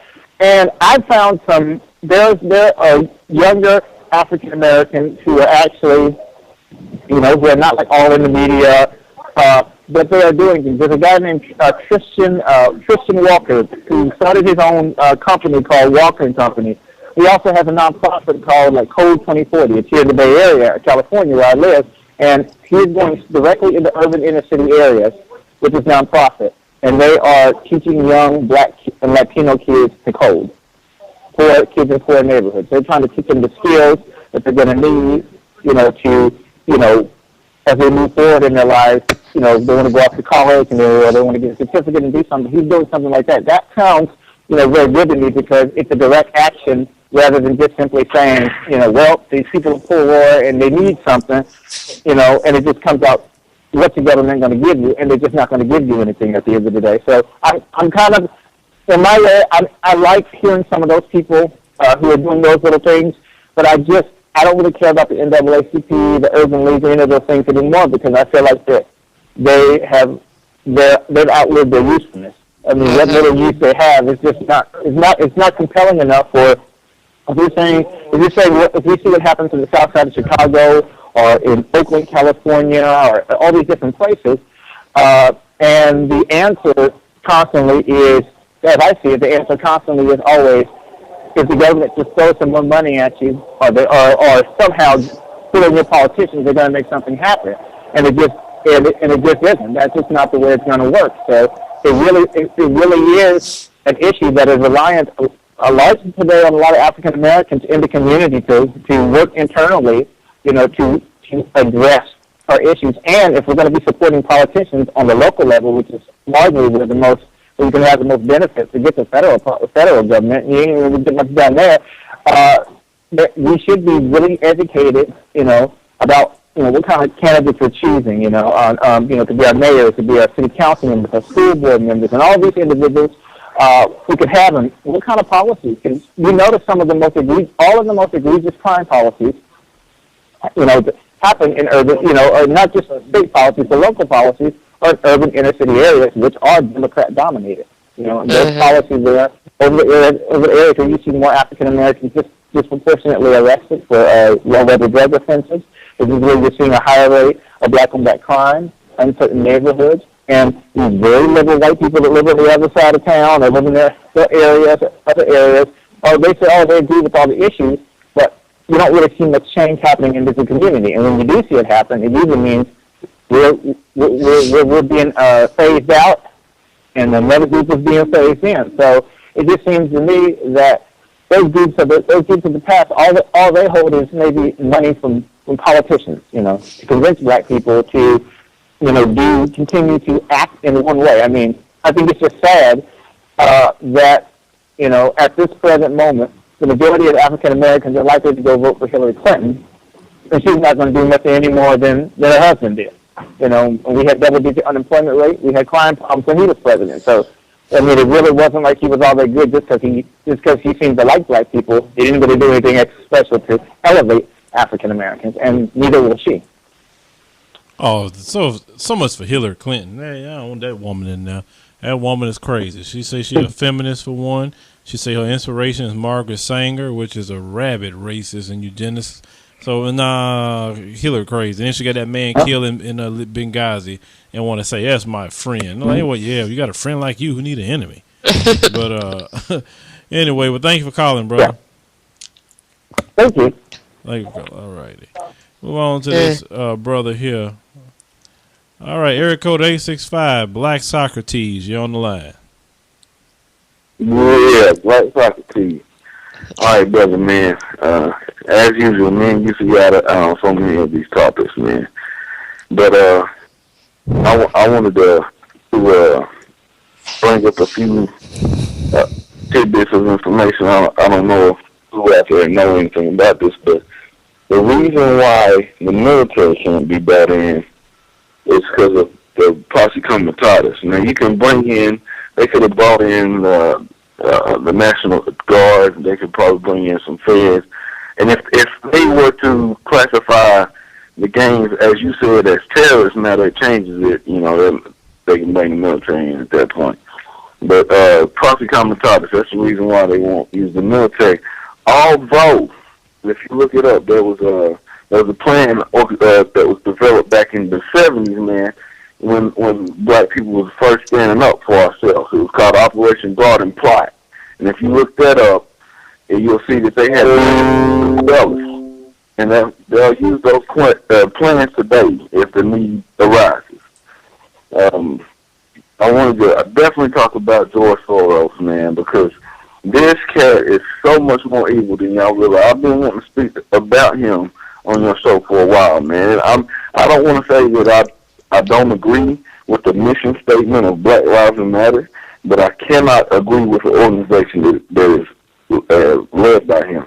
This is the same man who is claiming responsibility for the Ukrainian revolution, the Nazis that took over in the Ukraine. Mm-hmm. This is the man.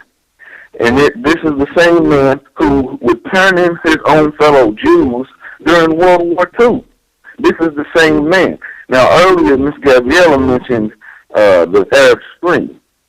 Look up his connection to the Arab Spring. Actually, right now, he's connected to the mass immigration, the influx, and he's trying to, and his goal is to destroy the national borders.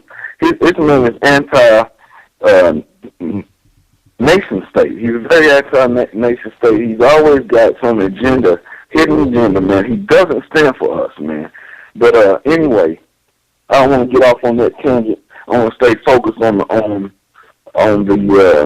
the topic at hand. And I'm going to tell you what, I don't want to sound weak when I say this, but I think you want to understand what I'm saying. I miss the idea of black love. I grew up, man, with an idea with an image of black love, man. I mean, brother. Listening to Anita Baker. Go ahead, brother. Brother, I hate to interrupt you, but so basically what you're saying is about George Soros, you think he's a Zionist? Mm-hmm. Because he's a what? A Zionist? You think he's a Zionist? Oh, yeah, he's a Zionist. Oh, yeah, he's a Zionist. He is definitely one of the Adam Weishaupt Illuminati figures, man. Definitely. Yeah, because I'm looking at it right now. They say he's donated between 1979 and 2015 more than $11 billion to various philanthropic causes. And I'm trying to figure out exactly who. See, they say philanthropy, but I want to know who is he donating to. Let me see. Well, here's the thing, though. He could. I mean, anything can be labeled philanthropy, and anything can be a great cause. Anything could. He can be inciting violence anywhere, but doing it for a great cause. I think that's one of the greatest problems in our community. I'm sorry to cut you off. Go ahead. I think that's one of the greatest problems in our community is just that we are so quick to just jump and back something without even doing full research into anything. I mean, how many people really do know what kind of stuff George Soros stands behind, or any of these people really stand behind? We just jump on it because they say, oh, well, they like black people. Okay. So then you just jump on it without even doing any research, knowing anything. I can assure you, this man does not care about us. And that's one thing I always try to tell people when this subject comes up. I link it to George Soros and say he doesn't care about. Like I said earlier, the Ukrainian, he admits his involvement.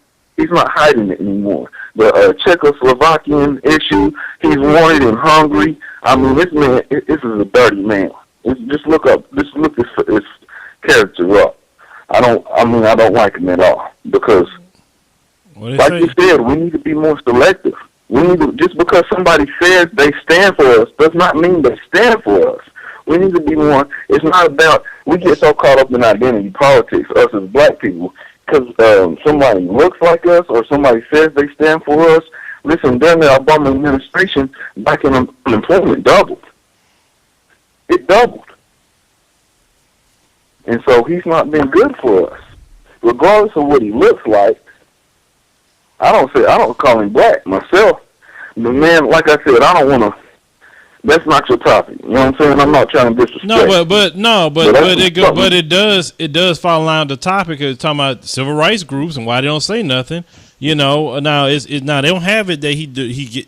It's out there that he's giving money to Black Lives Matter, that he's behind them, but it's not really written down anywhere. Everybody's gonna keep putting it out there about him, but according to what they say, he's donated to a lot. He gave what $1 million to Obama when he ran, and all kind of other stuff. Because Black Lives Matter started off just on the internet as a hashtag.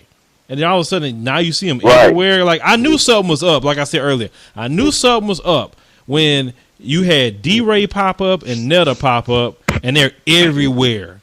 No name people getting verified. Nobody never seen them before, other than Ferguson. You know, I say, wait a minute. How they getting to talk to CNN this quick? How they getting to all this press? How they always... I say, oh, no. They connected. Then that's when it popped up. I say, oh, there it is. I say, Soros called his buddies in the media, and there it is.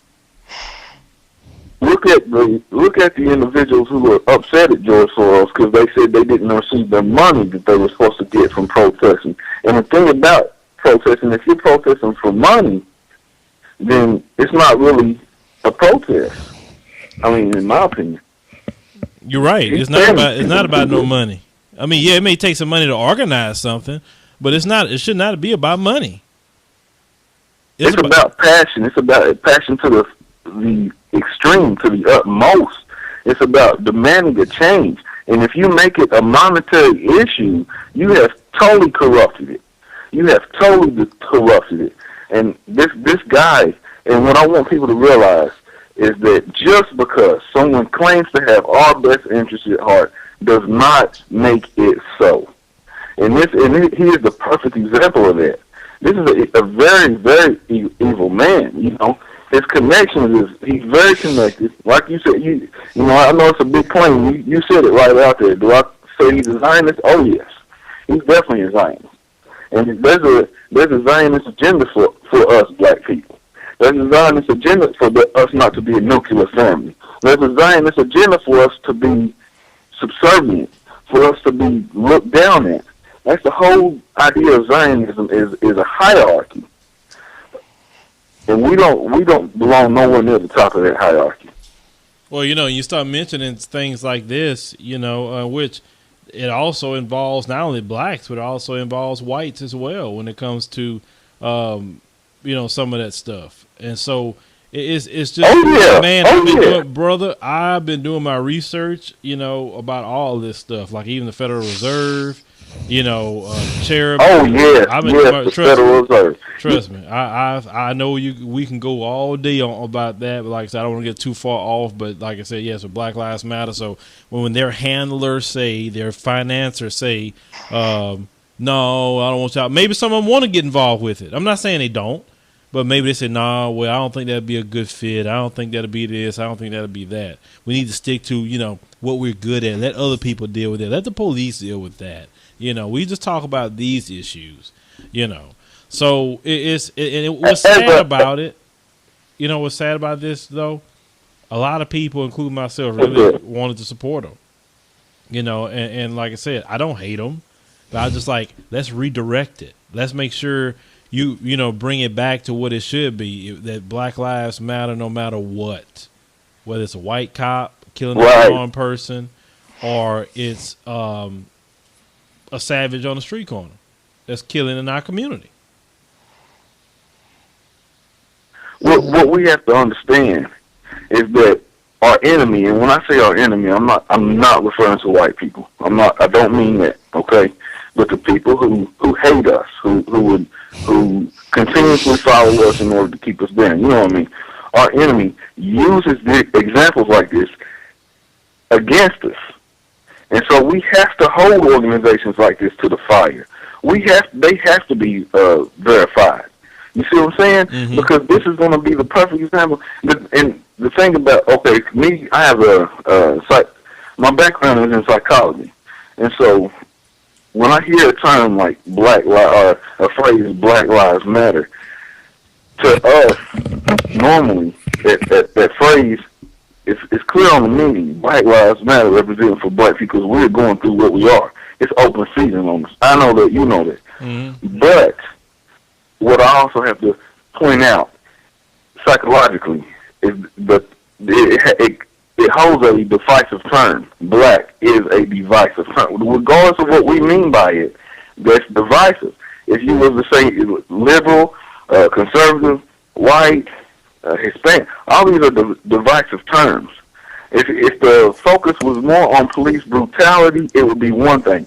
And I've followed this movement, and I've noticed how the most highlighted cases are cases where it's not clear, like totally clear on right and wrong. If there can be an argument for both sides, that's the ones they want to highlight. This is how George Soros works, man. This is his fingerprint.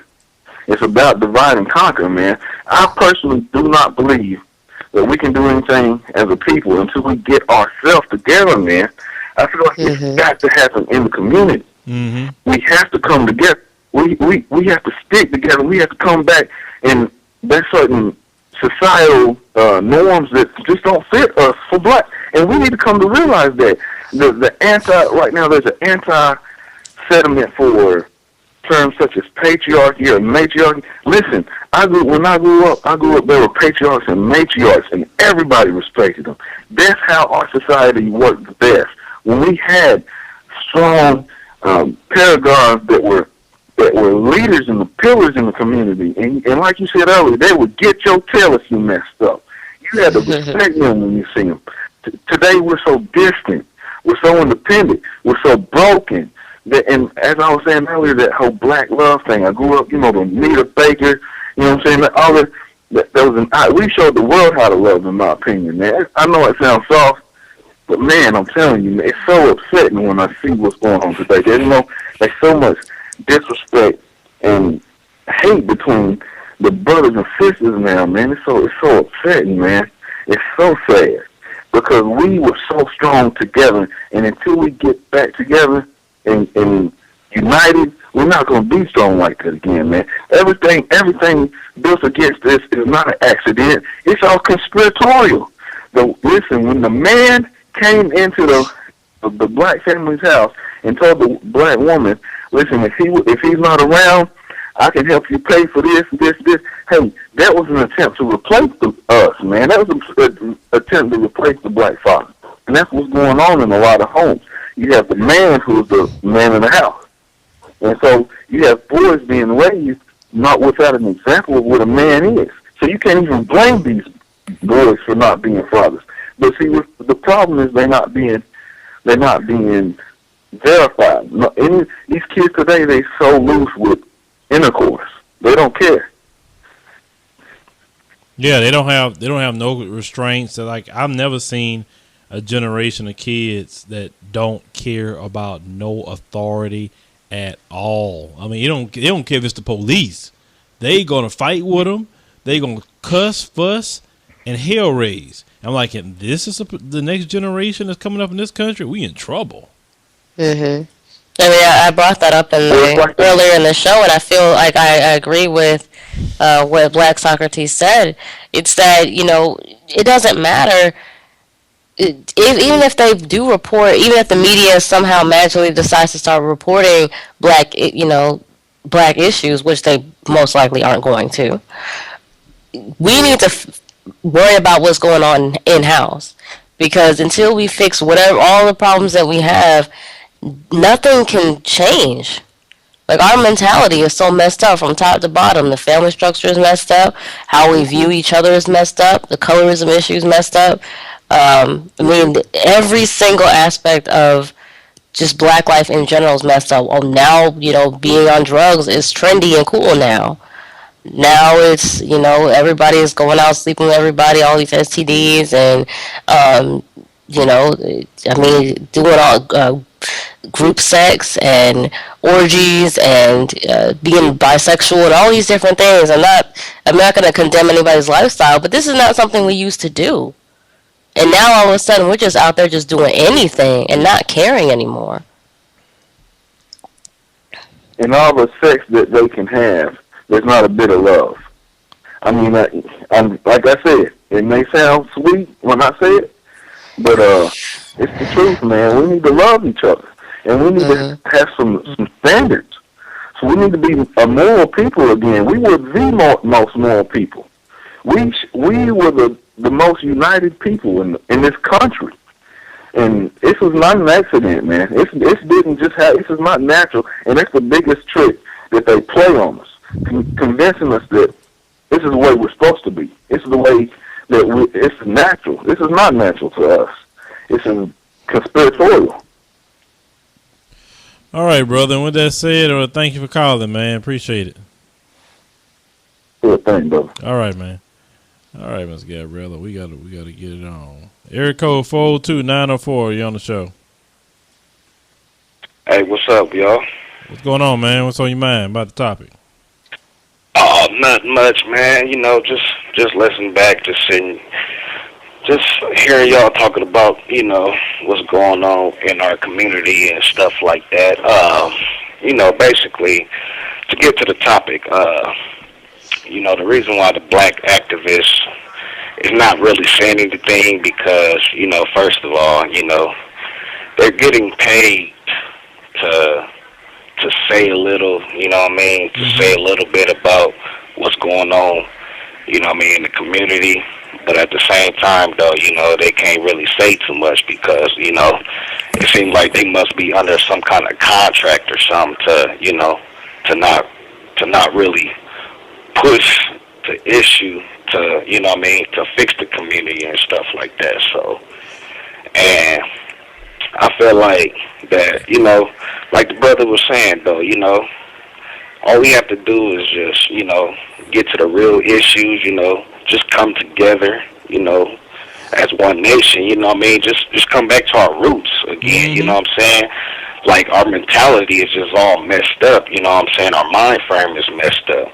But, you know what I mean, I in my heart, though, you know what I mean, I feel like that, you know, in this near future, you know what I'm saying, like, if we don't really just, you know what I mean, get our minds together, you know what I mean, and have faith with each other and have love with each other, you know what I'm saying, then nothing would never be the same again.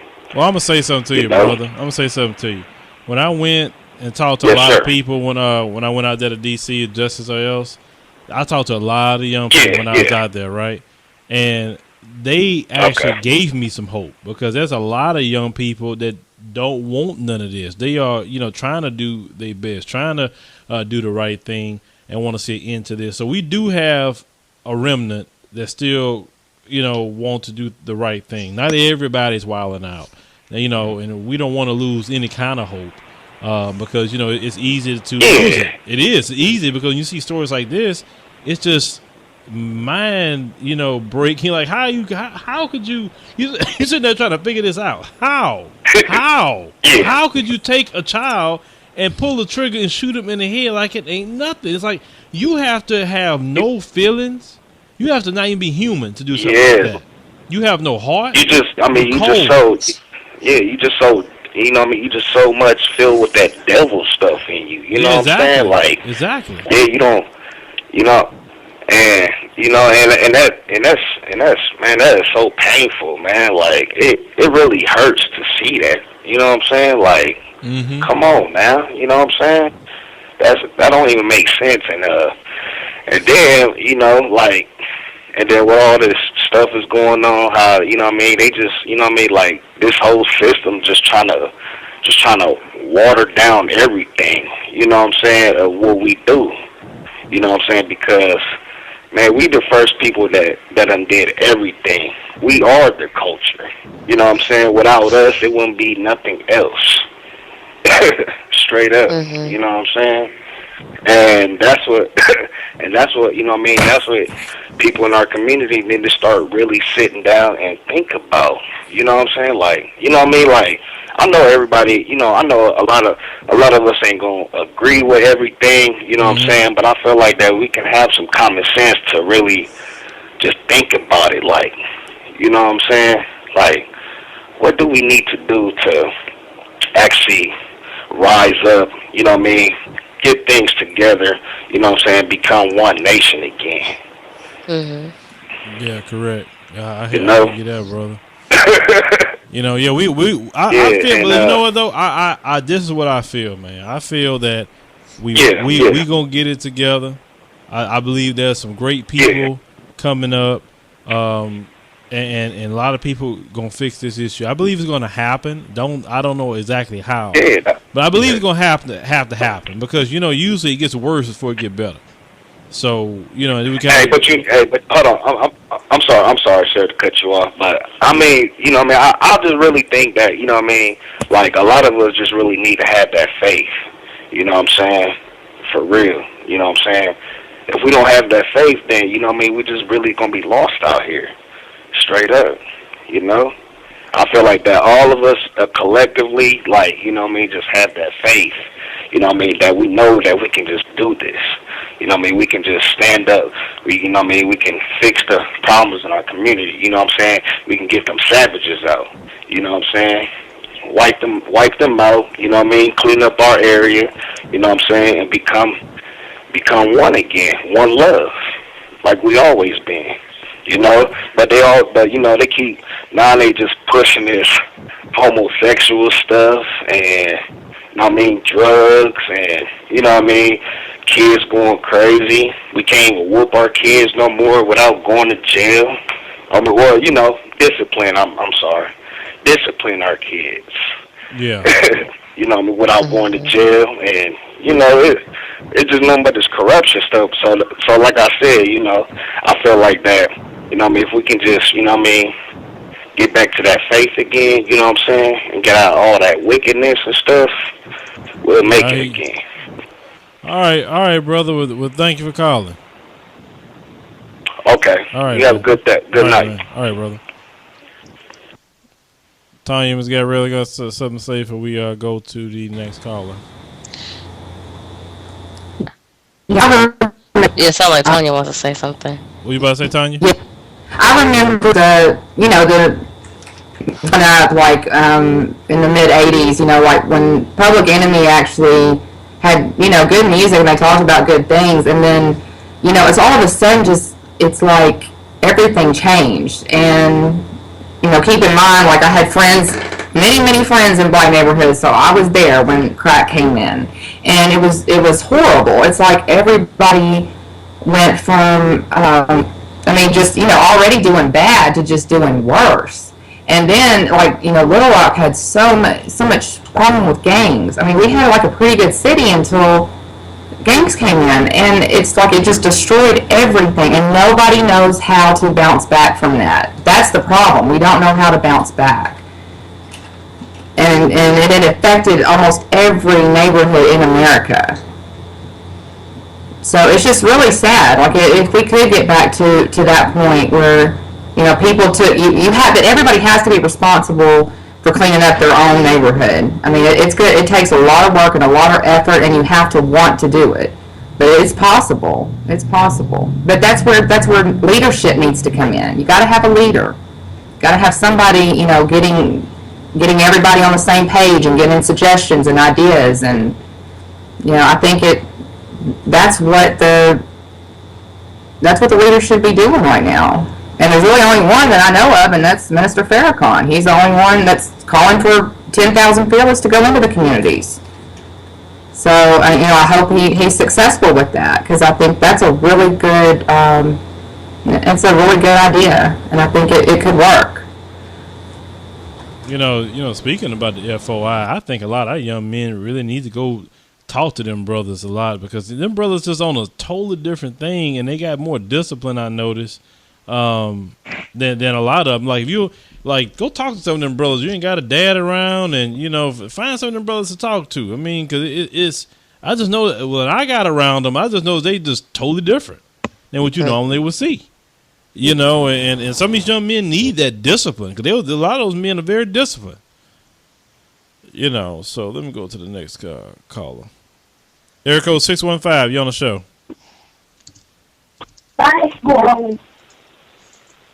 Hello? I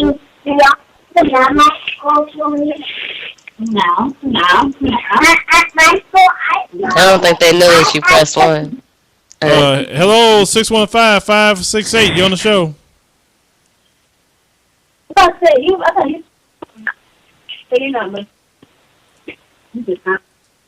Okay, well we ain't gonna go there. Miss Gabriella, we can't wait. I understand your time is precious. Area code 770, you on the show. No, I wasn't saying you had to do anything. What's going on? How y'all doing? Oh, I'm all right. I'm doing all right. How y'all? I'm good, man. That's what's up. I was calling about what's the topic of the show today? Is it about the Chicago incident or is it about Black Lives Matter? No, it's about civil rights groups staying silent on crime in our community. Mm-hmm.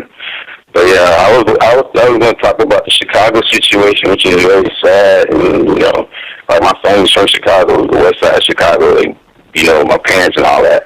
But I'm in Atlanta right now, and I was just thinking that, it's all about politics and everything when it comes to Chicago because it's a one-party rural city. So, once you got the whole city locked down, you kind of can do anything you want to, regardless of, politics and everything. You get what I'm saying? Mm-hmm. So you feel and I was just like, so you feel the politics has a lot to do with it, which I feel they do too. I mean, because Chicago has a lot of dirty politics going on over there. It's not just on the streets. Rahm Emanuel, to me, Rahm Emanuel just looked dirty. Yeah, I mean, if you watch the show The Wire, you'll know that Baltimore, there's a political level of it too, because that whole season dedicated to that. It wasn't always about the streets, saying if you watch The Wire. So it's the same thing with Chicago. And, blacks are kind of just getting flooded out by, I know they got a lot of immigrants that's shipping into Chicago right now, and in Detroit. So I know that's the kind of like weapon they're using against black people too. So it's all about politics. That's what I think. So, I'm just trying to get what y'all think. Well, Ms. Gabriella, Tanya, what y'all think? As far as dirty politics going on in Chicago? Yeah, that's what he said. Yeah, just, black people wielding their power, trying to get their own political movement in Chicago, even joining, the Republican Party, if need be, since it's already a built-in party. All they got is all infrastructure. Y'all just, you just add your own use to it, and, because at the end of the day, if you get something Emmanuel, he's pretty much the same thing as the dailies or whatever. He's pretty much the same thing as them. You get what I'm saying? And they've been over Chicago for about 60 years now, going strong. So it's all about getting them out. Yeah, see, my opinion on politicians is actually it's hit and miss. I don't really personally. I just don't trust politicians just in general. I just don't. I'm a firm believer that if you really want something done, do it yourself. I mean, you may have to. I'm not saying that you blacks shouldn't be involved in politics. I think, if anything, we should be more involved in politics and actually vote people in, from our communities, people that actually care. Because the thing is, when I was at the DMV, for example, there was these guys standing out there. One was, I think he was running for commissioner or mayor or something like that. And there was another man just handing out ballots, and he said, this is a Democratic ballot. This has all the Democrats on here, and so take this with you to the polls when you go and vote. And I was sitting there thinking, so you just want me to just vote blue all the way down and not even know? And I actually do plan on going back there to speak to them before Election Day and ask them, what is it that I'm voting for? I'm not going to just vote blue all the way down just because I'm black. That doesn't make any sense. And a lot of people, unfortunately, do that. They say, oh, well, Democrats, they care about us. They love us. They like white people. Oh, Republicans are all racist. And so they all just go ahead and just vote Democrat all the time. They're very staunch Democrats, and not knowing that the party hasn't really done that much for us. I mean, if you look at some of the poorest cities that are, the population is mainly black, they've been ran by Democrats for a very long time. So I don't really know if the Democratic Party really cares about us. I mean, the thing is, if we are going to vote for a specific party, we have to hold them to a higher standard. We can't just give them they don't even, because the thing is, the reason why other people groups get what they want is because they they kind of have a stake in politics. Like, they put money behind these politicians, and then when it's time for the politicians to reach their hand out and give back to the people that help them out, they're not going to give anything to black people, because the thing is, they know that all they got to do is, I don't know if you saw the meme where Hillary Clinton was, I think she was out with some black people doing the nay nay. And all you gotta do is just go with some black people, do the Dougie and do the nay nay, and go to the black churches and speak, and then you have the black vote. You don't have to do anything policy wise, but as long as you can play the saxophone, or they see you eating at a black cookout, then all of a sudden we're just gonna vote for them instead of actually really holding these politicians to what they said they're supposed to do. I mean, what are you really? My question to them, a lot of them, is, what are you really gonna do for me? I'm not gonna just vote just because. That can't happen anymore. I think that, and also, in addition to that, we also have to try to figure out doing things ourselves, even on a small scale. It doesn't always have to be big. It can always start small and grow. Because we keep saying everything has to be in-house. Well, why don't we try to figure out something small within the neighborhood that we live in? It could be just organized couple of people in the neighborhood, and then they can invite more people, and they invite more people, and they invite more people, and next thing you know, you have an organization in your community that's going to get the crime out. That's how a lot of these, different groups that actually used to do something in the past, that's how they started.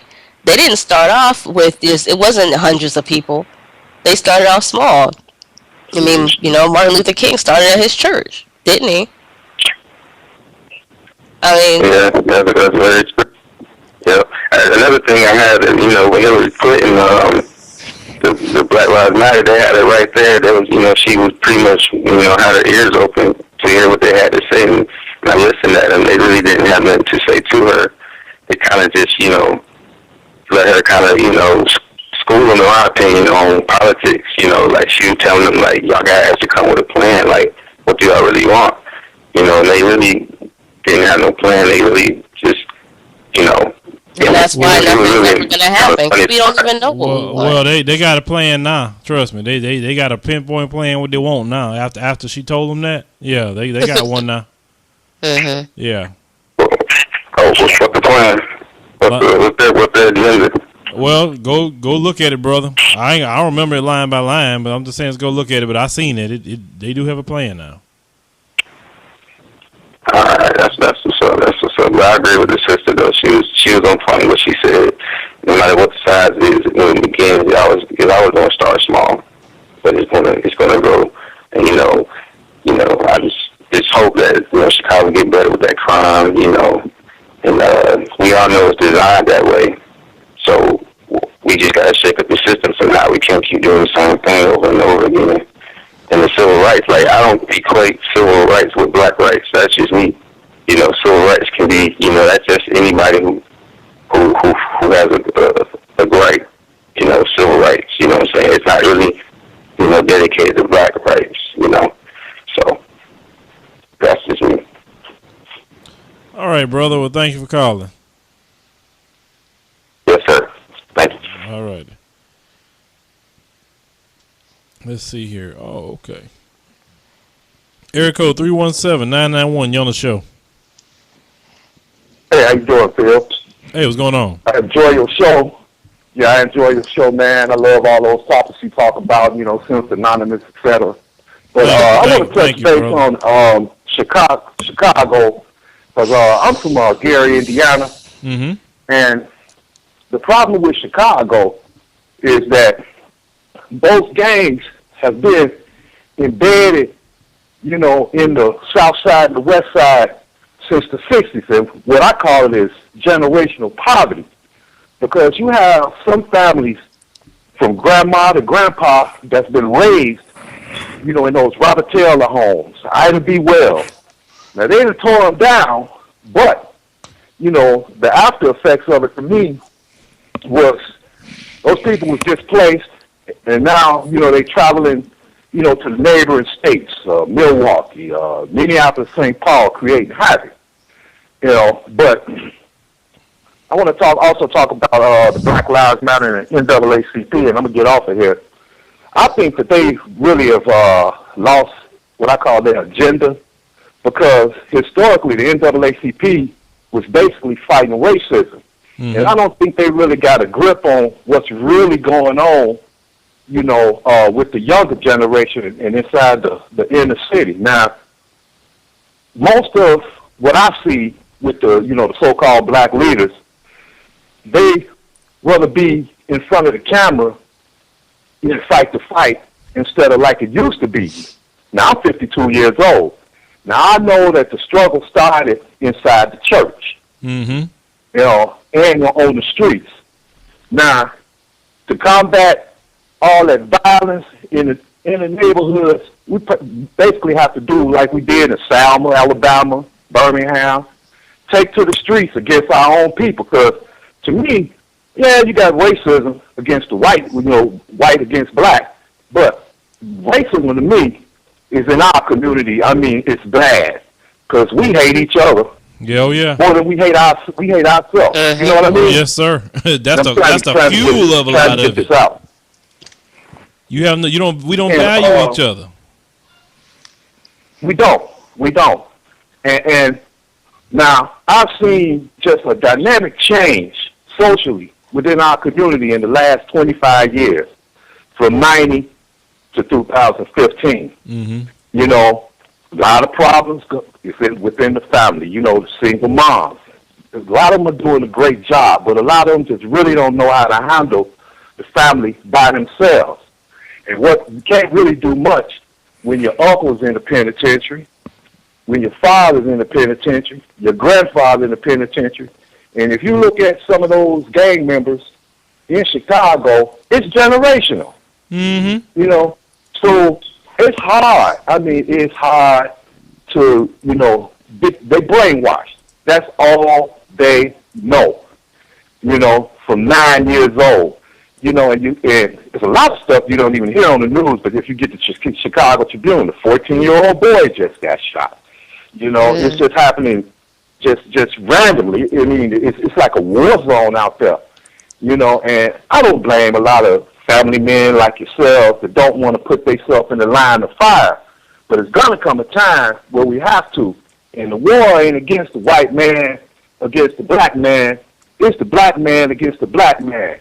The have-nots and the ones that's trying to have something. Because when you look at, a lot of the young men, they only sense of family they got is with each other. And with that comes that, well, my gang is my family.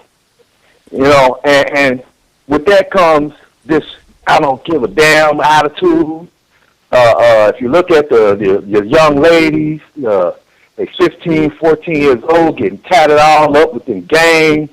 Because a lot of them is, the ones that's trying to get away from the violence, a lot of them is moving over here to Gary. Mm-hmm. And Gary used to have that same problem at like Chicago, but during the dismantling of the U.S. steel industry and all of that, a lot of us left. So that, crime is really, it's not as violent as it used to be here. But the NAACP, the Black Lives Matter, they need to retool and refocus.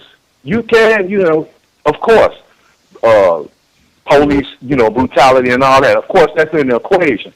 But we also, I think, most of our energy should be spent fighting the fight with us. That's the only way that we're going to clean up the neighborhoods, that's it. Get rid of the drugs, because without us, the men, it's not going to be any future for the kids. And, I just like to, hear your opinion on that. Enjoy your work, though, Phil. Well, brother, I agree with you 100%. The only way it's going to be done is really, like I said before, it's going to have to take a bunch of men. I say a couple thousand men, and all of them go out there armed and say, "Hey, get out of this neighborhood now. We ain't going nowhere. You pull a weapon if you want to. Get out." and run them out. Run them out. That's the only way you. Right. That's the only way you can fix it. The men gonna have to run them out, not the women. The men. Mm-hmm. You have to be armed because the one of them fools. You know these little young idiots, these little tiny savages that's got running around here. Well, what y'all gonna do? And pull a weapon and something will happen. Mm-hmm. You know. Because just like when America was looking at the Bloody Sunday, you know, and the bus boycott, you know, and Emmett Till, and America really the world took a look at what was going on, you know, with white racism. The same thing needs to be done if we have to, because I'll tell you, if you go marching on the streets of Halstead, 79th and Halstead, or them Wild 100s, those black guys go shoot at you. And that's what we're gonna have to be in the line of fire. You know, and until America and the world see how much violence we created with each other, maybe, just maybe, it might be some changes. I don't know. No, like I said, marching not gonna fix that. Like I said, serious. Marching not gonna fix it. Only thing gonna fix it is that literally that you have to go run them out those areas. I mean, literally run them out. Right. And the bad part about that is the men want to take that stance to run them out. And here come the police want to shut that down. Yep. They say, okay, well y'all not doing it. We trying to do it now. We don't want them here. You know, I mean, but we should. But also, too, we could demand the police to do it. We could demand the federal government to even do it. But are we willing to band together to go force them to do it? And what I mean by force them to do it, I mean literally be there every day until you do something about it. They'll have to do something about it. Because trust me, any place we gather in numbers, cameras show up. And they don't want to be embarrassed like that. They don't want the whole world to know you begging your government to take care of criminals. But we ain't banding together to do that. Because we feel, well, you know, I mean, I don't want to be doing Well, it's going to have to take some strength. Shoot. And I'm going to touch a little bit on the young boy, Tyshawn Lee. Look at the household that he was raised in. You know, his mother, she on social media, you know, the twerking and all of that. You know, the dad, no education. You know, probably on probation or parole. You know, and that's what our children have to deal with nowadays. And it's sad. Now, I don't have any children myself, but it's just so sad to see, you know, that's our future. You know, inspiring gangbangers. Not all of us is like that, but it's just too many of us that are. You know, and it's disturbing. Mm-hmm. You know, it's disturbing because I was raised in a two-parent household. And I remember, you know, we're out in the streets playing, but it's just not like that anymore. You know, it's just not like that anymore. You don't even know who your neighbor is. You know, we don't even know who the pastor is because every time we turn around, the pastors of the church is a new pastor because he's in some kind of you know, the pastors is like the kid in Detroit got killed by his own pastor. You know, the Creflo dollars, the money. You know, it's just not Creflo. Oh man! Yeah, let's not get started on him. Yeah, Creflo. That's another one not saying nothing. You could do we talk about the civil rights leaders. The church don't say nothing. You got these pretty looking churches too. Don't say nothing about any of this. I'm talking about the churches right there in Chicago. I'm pretty sure you got some mega churches right there in Chicago. Don't say a word about it. Big ones. You know, that's been there 100 years. You know, you don't hear nothing from them. The only one I keep hearing is that priest. You know, he's white. It stands up all the time about the gun violence. I hear about him a lot. But I'm talking about they got some mega pastors in this nation who got major congregations that all the Christian pastors can get together to do something about it. And everybody will follow them and everybody will respect them for it. You can't tell me anybody would respect him for Yeah, it. but a lot of them guys are scared to hit the streets because they might get their suit dirty or they might have to dodge a bullet. You know, and then they won't be able to collect that. Well, I'll tell you this much. You know what Dr. King did when that was going to happen to him? Do your research. They had a march, and Dr. King had the Deacons of Defense with him, all with guns.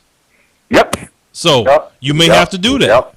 You may have to get somebody with guns to come in and say, shoot, the Panthers like carrying guns. Call the Panthers in. They like carrying them. If you don't want, if you're not like, huh? Our worst enemy is ourselves. And the most dangerous individuals in this country is a young black men between the ages of 16 and 25. You know, because hell, they'll tell you in a minute. I could do 20 years. I won't be nothing but 40. They're calculating how old they'll be out if they do some dirt. Yeah, that's sad too. What you just said is sad. Like most people, at least when I was growing up, thinking what you gonna do, and you don't want to go to jail. Now these jokers saying, "Shoot, I do 20 years. I'll still be young when I get out." Man, it's like, oh my God, I think that it's worse. I need to find a new word to call them because savage ain't the right word. Oh my God, you want to be locked up like an animal. Yeah, they want that. You know, I understand, you know, the Black Lives Matter agenda, but where the Black Lives really matter is a person like you and me that's trying to do something out here without the fear of getting shot, you know, at the grocery store, at Family Dollar, you know, and these fools out here arguing about something, then they just start letting off. That's what's going on in Chicago. And that's why I support black people. What's going on. That's why, look, I'm gonna tell you one good solution to stop these gangs. If black people in mass all over the country, especially let's say if they could do this in Chicago, they have long wraparound lines at the gun stores. The media gonna show up. Well, why don't black people buying guns all of a sudden? Oh my God! And then they all say, well, you know, I fear for my life because of the gangs, and they all say that.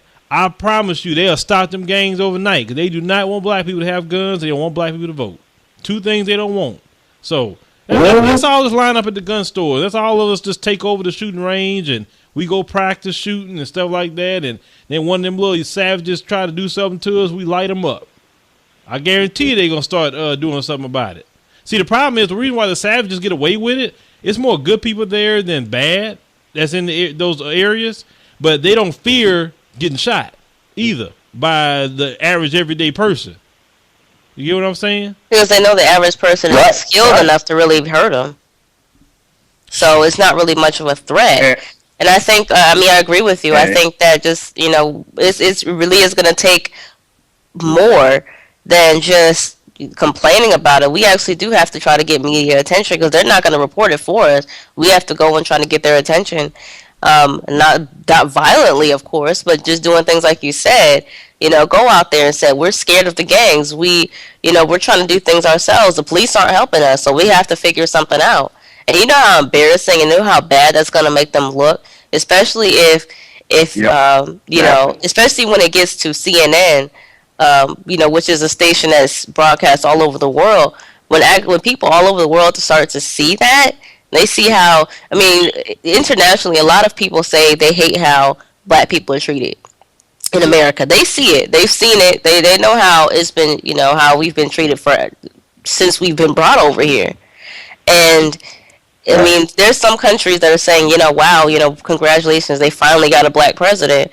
But now, if we actually start to go out there and say, look, you know, there's gang violence, there's all these crimes happening in our community and the police aren't doing anything about it, and we constantly are saying, you know, we're trying to fix our own community because no one else is, then other people around the world are going to start to take notice, and then America, you know, the government is going to say, okay, we got to do something because this is starting to make us look really, really, really bad, and it's going to hurt their foreign relations and all that. So it's going to take us going to that point. Yeah. And it seems to me always, too, that, okay, if you look back in the 70s, the heroin epidemic, you know, from the last 40 years, which is not a long time, how the violence has spiked within the black community. When prior to that, we didn't have murders like that, not at this, not at this rate, and you look 20 years after the Vietnam War, then the crack epidemic hit. That's basically that's 25 years, I would say. And you just see this just out of control violence. And it's not drug related. It's basically just random getting shot by a stray bullet.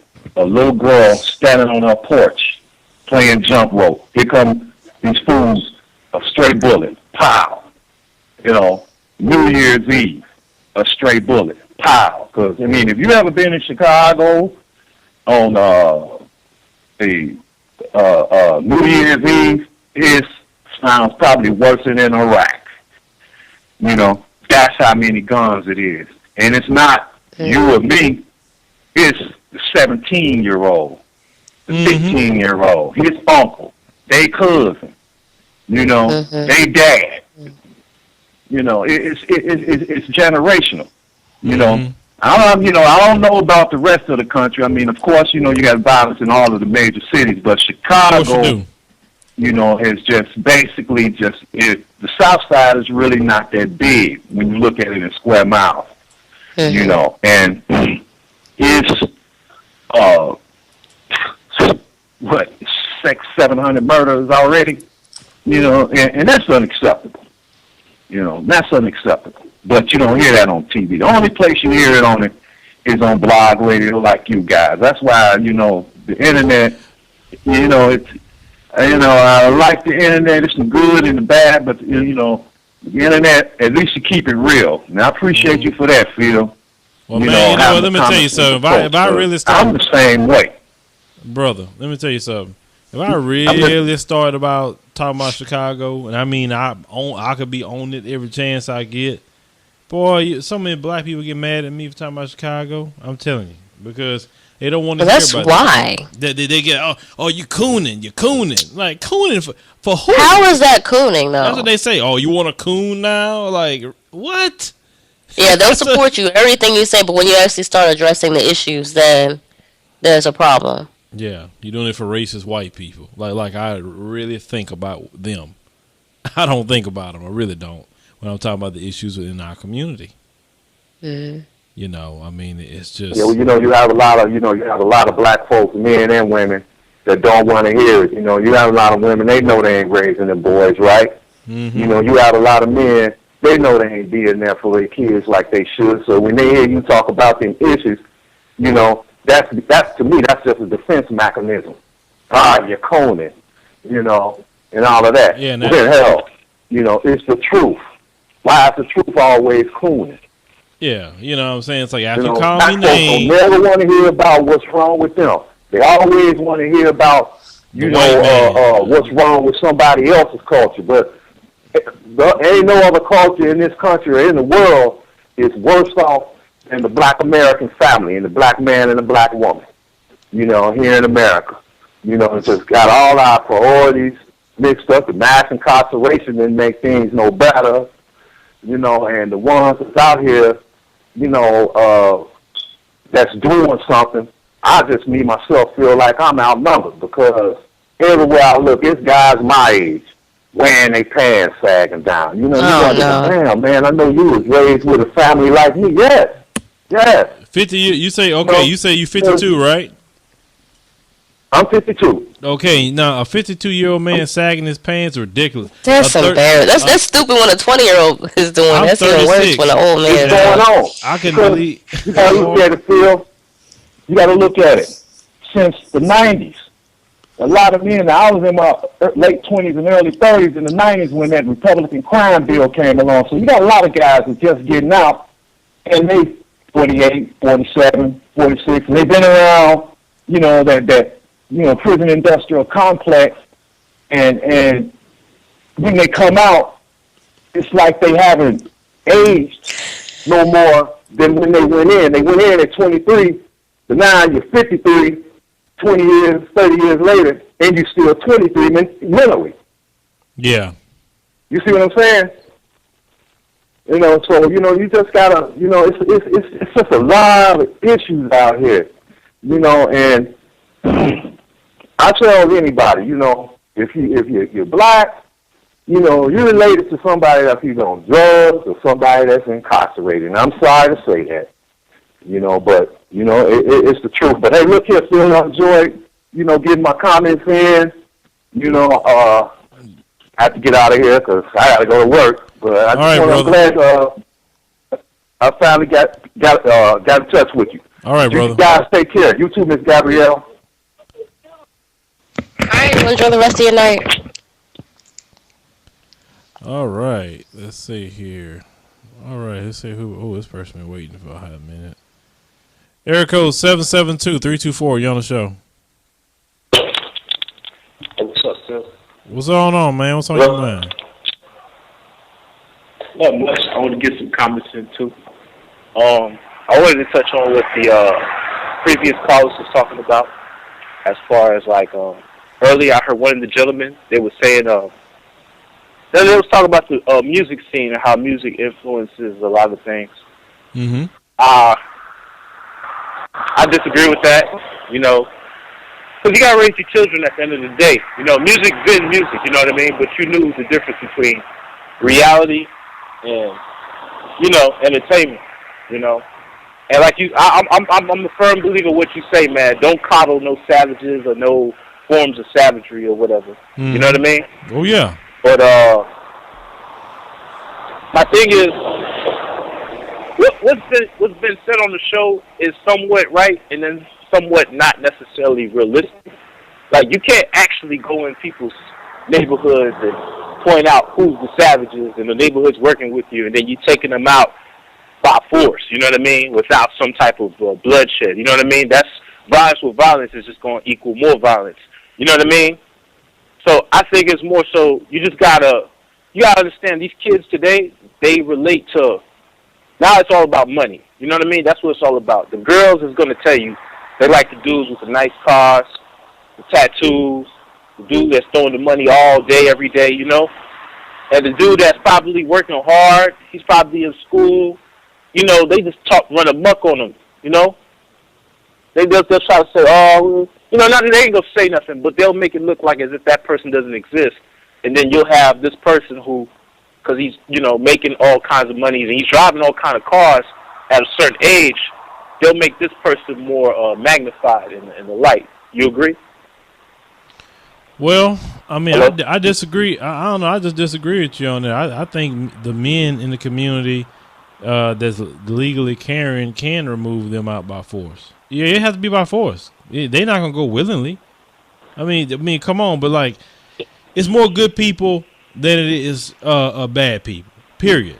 And evil prevails because the good people really sit by and don't really do much or nothing. They feel scared or they feel the police won't do anything about it because that's the ones who should be doing something about it. It shouldn't be the people who have to get out there and go get them. It should be the police. I mean, but at the same time, our laws don't label them as terrorist organizations.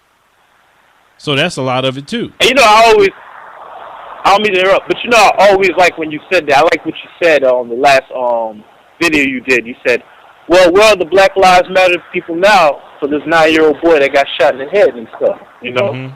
Because, the sad part about it, like you said in that video, when we do it to ourselves, it's almost like a pat on the back. But when someone else from outside the culture does it, or wherever the race, it's like, oh, man, we got to, turn the city upside down.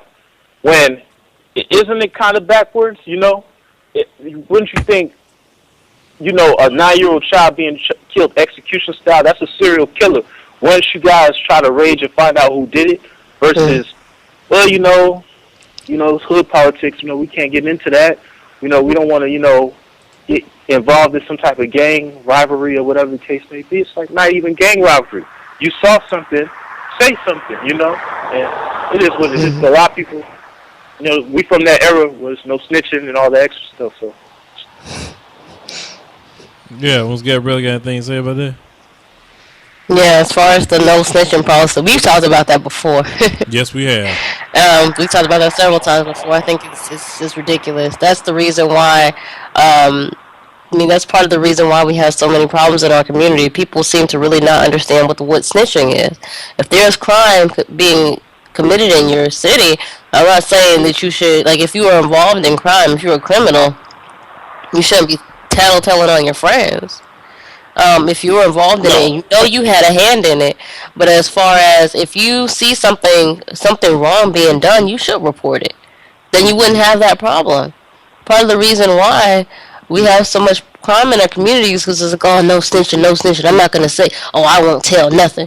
There was there was one case where this boy had gotten shot, and he was, right before he died, when he finally came to, he woke up because I think he got shot into his chest anyway. And then the police asked him and said, hey, do you know who killed you? He said, yeah, I know, but I'm not gonna tell. And then he died. Do you know how ridiculous that is? And one more thing, because I know I don't have that much time, Phil. I need you to touch on this. We gotta stop as a people, not even a race thing. We gotta stop supporting things because it sounds good or because it looks good. It's like I had this talk with my manager. I said, hey, someone's able to articulate their words and speak in a manner where it's very comfortable and soothing, but then you find out they're not doing their job at all. They're just as worse as the person. Well, not necessarily, but they're just as worse as the person who probably doesn't have etiquette and speaking and all that type of stuff. And, it's just raising the muck. It's just the same thing. It's like nothing's being done. I don't need you to look like a janitor. I actually need you to be one. You know what I mean? Mm-hmm. Like the floors has to be clean. I just really need you to, if you could, touch on that because, we got all this stuff that looks good. Like you said, big churches, Creflo Dollar and all that good stuff. And yet you never hear nothing coming from that side as far as, when things get dirty, can someone clean it up? That's all. That's all I got to say, and I'm done, period. But, yeah, just no more of it because it sounds good. I even saw your boy, the rapper 50 Cent. He was talking about the dude Rick Ross. He was saying, it's sad this day and age where we will support somebody who's a correction officer talking about dealing dope. Because it sounds good and it looks good and it feels good, but it's not real. It's not good. It's not even what you would call, entertainment. You know what I mean? Yeah. And that's all I got to say. I'm done. All right, brother. I appreciate you coming. All right, y'all. All right. Thanks. All right. It's funny that he brought up the pastors because I think the pastors do need to say more too. I think, as far as civil rights leaders go, most of them are. They have some type of religious ties, don't they? I mean, reverends. Are both of them Jesse Jackson and Sharpton? Yeah, they reverends. Uh-huh. Yeah, both are reverends. Okay, yeah. So why don't they use? Because the thing is, the church does have a lot of power in terms of. Yes, they do. When they say something, people do listen for the most part. The only thing is, they're so caught up in trying to get as much money as possible, passing the offering plate around 5 and 6 times, that they don't want to say anything that's going to hurt people's feelings. But what they need to do is start saying something about this and start saying, hey, there is gang violence. We need to do something about it. We need to, especially in Chicago, I'm pretty sure there's churches in there. I'm pretty sure every single Sunday there are mothers of gang members going to those churches, and they know what's going on. They know what their sons are doing. But instead of the pastor actually saying, hey, you need to since there is no father here and they need a male role model, why don't you bring your sons in and we can mentor them? Something. Well, you know how that goes. Some of the pastors are knocking down some of the women too now. And yeah, that's the problem. Yeah, we got a lot of that going on. Then shoot, yeah, you know about this situation with some of these churches. But let me go to the next caller. Area code 424-233 on the show. Hello? Hello? Oh, hello? Hello? Hello? You hear me? We hear you. Hello? Oh, okay. To talk about why the community, why doesn't an organization speak out against, or some organization doesn't speak out against stuff. Some of them are just not designed that way. Like, if you look at the NAACP, yes, they fought against racism, but the biggest thing was integration. It's just that later on when Martin Luther King, I'm not saying he moved away from them, but later on in his life, before he got assassinated, he was working with the union organizers. And I mean, Black Lives Matter, they're good, but they're too vague in their approach to helping the community. Like, I know they want to focus on, the prison industrial complex and police brutality, but there's more that needs to be done. They don't talk about black economics at all. And about music, I know people like to criticize gangster music, right?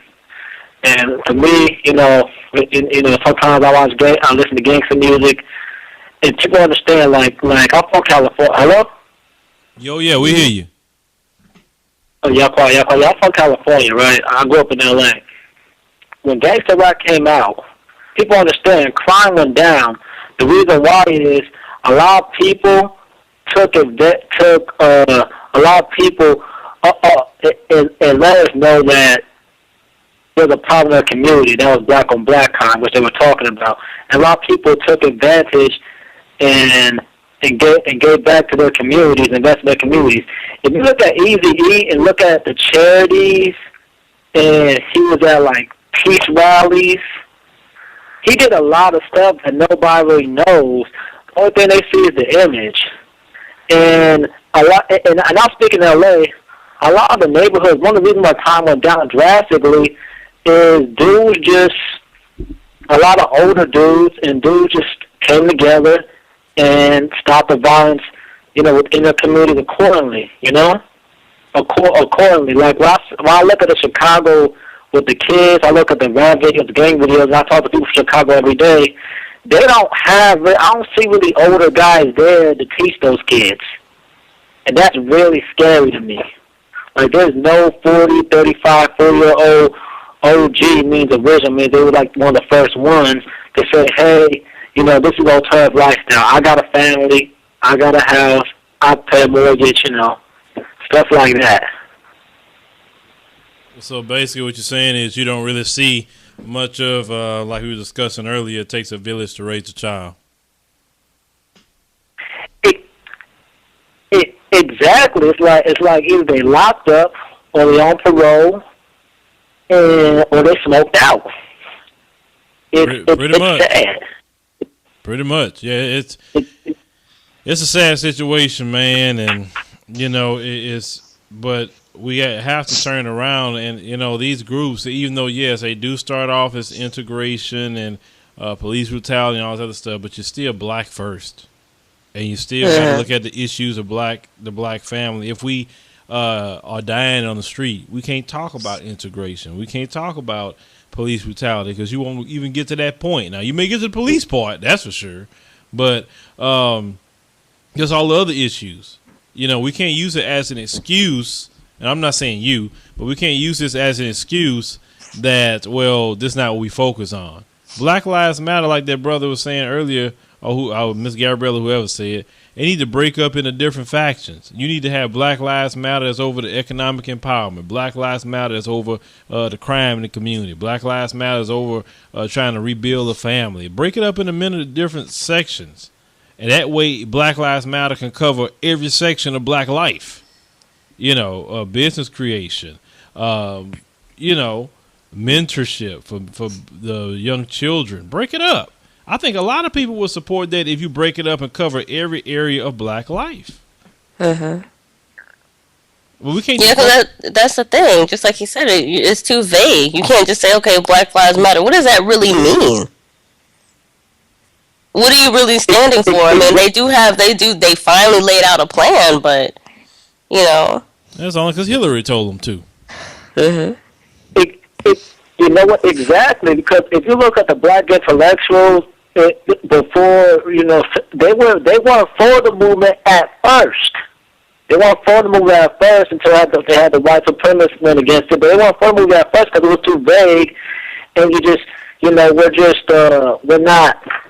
like I said, it's too vague and too narrow. You know, we need to broaden it. Like he said, let's talk about, you know, a section for black businesses, black health. You know what I'm saying? Mm-hmm. Like international, so we can connect with Africa and get actually, you know, export, import from them, so we can get stuff from them. You know, so we can get our own stores. You know what I'm saying? Our own grocery stores. You know, we need the different aspects of black life, and you know. I mean, they do have the Uru movement, but it doesn't have the financial power as the Black Lives Matter. Because I'll give them that. They do have the financial power, but you know, it's just too, you know. And also in Chicago, they do have, like you said, our churches need to get together. I know them preach. I love them preachers. You know, we have to recognize them in Black America. From Frederick Douglass to Booker T. Washington to all the other families, they were all preachers. Mm-hmm. If the mega churches ain't gonna step up, then the smaller churches, it don't matter if you Baptist or actually, it doesn't matter what religion. That's the thing that, you know, I'm a Christian. You know, I believe in Jesus Christ. But I work together with anybody, any faith, in order to get our community together. And we got to put religion aside and say, or sexual preference, and say, you know what, we got to stop. You know, we got to help our community. Mm-hmm. You know, by any means necessary. It stands the butts. You know, and a lot of stuff that, and it's just a lot, man. It's hard. Like, I talk to. Cause I talk not only in Chicago, I talk to people in different neighborhoods, and it's just crazy. There needs to be more togetherness, no more individuality. There needs to be more togetherness, more than ever. I agree with that. Because gentrification is here. Gentrification is here, and it's sweeping the nation. And they did out here in LA. They did it really slick too. You really trust me? If they get to the point they want to gentrify the south side of Chicago, watch how quick that get cleaned up. Oh yeah, it's happened in several cities. Oh yeah, you watch. Oh, that crime problem be gone overnight. Trust me, them police will come in there and round them all up, and so the bankers can get all that property, and they'll start kicking people. They'll buy all the properties up. Kick the people out for owing at least 1 month rent or something. It's going on a lot in Baltimore right now. What they doing? So I mean, oh yeah, that's gonna clean it up. Gentrification. Watch, it's gonna happen because what the movement now is with gentrification is a lot of these white folks from the outside in the suburban areas want to move to the city. They want to be closer to everything instead of away from everything. And so that's the push they're starting to do.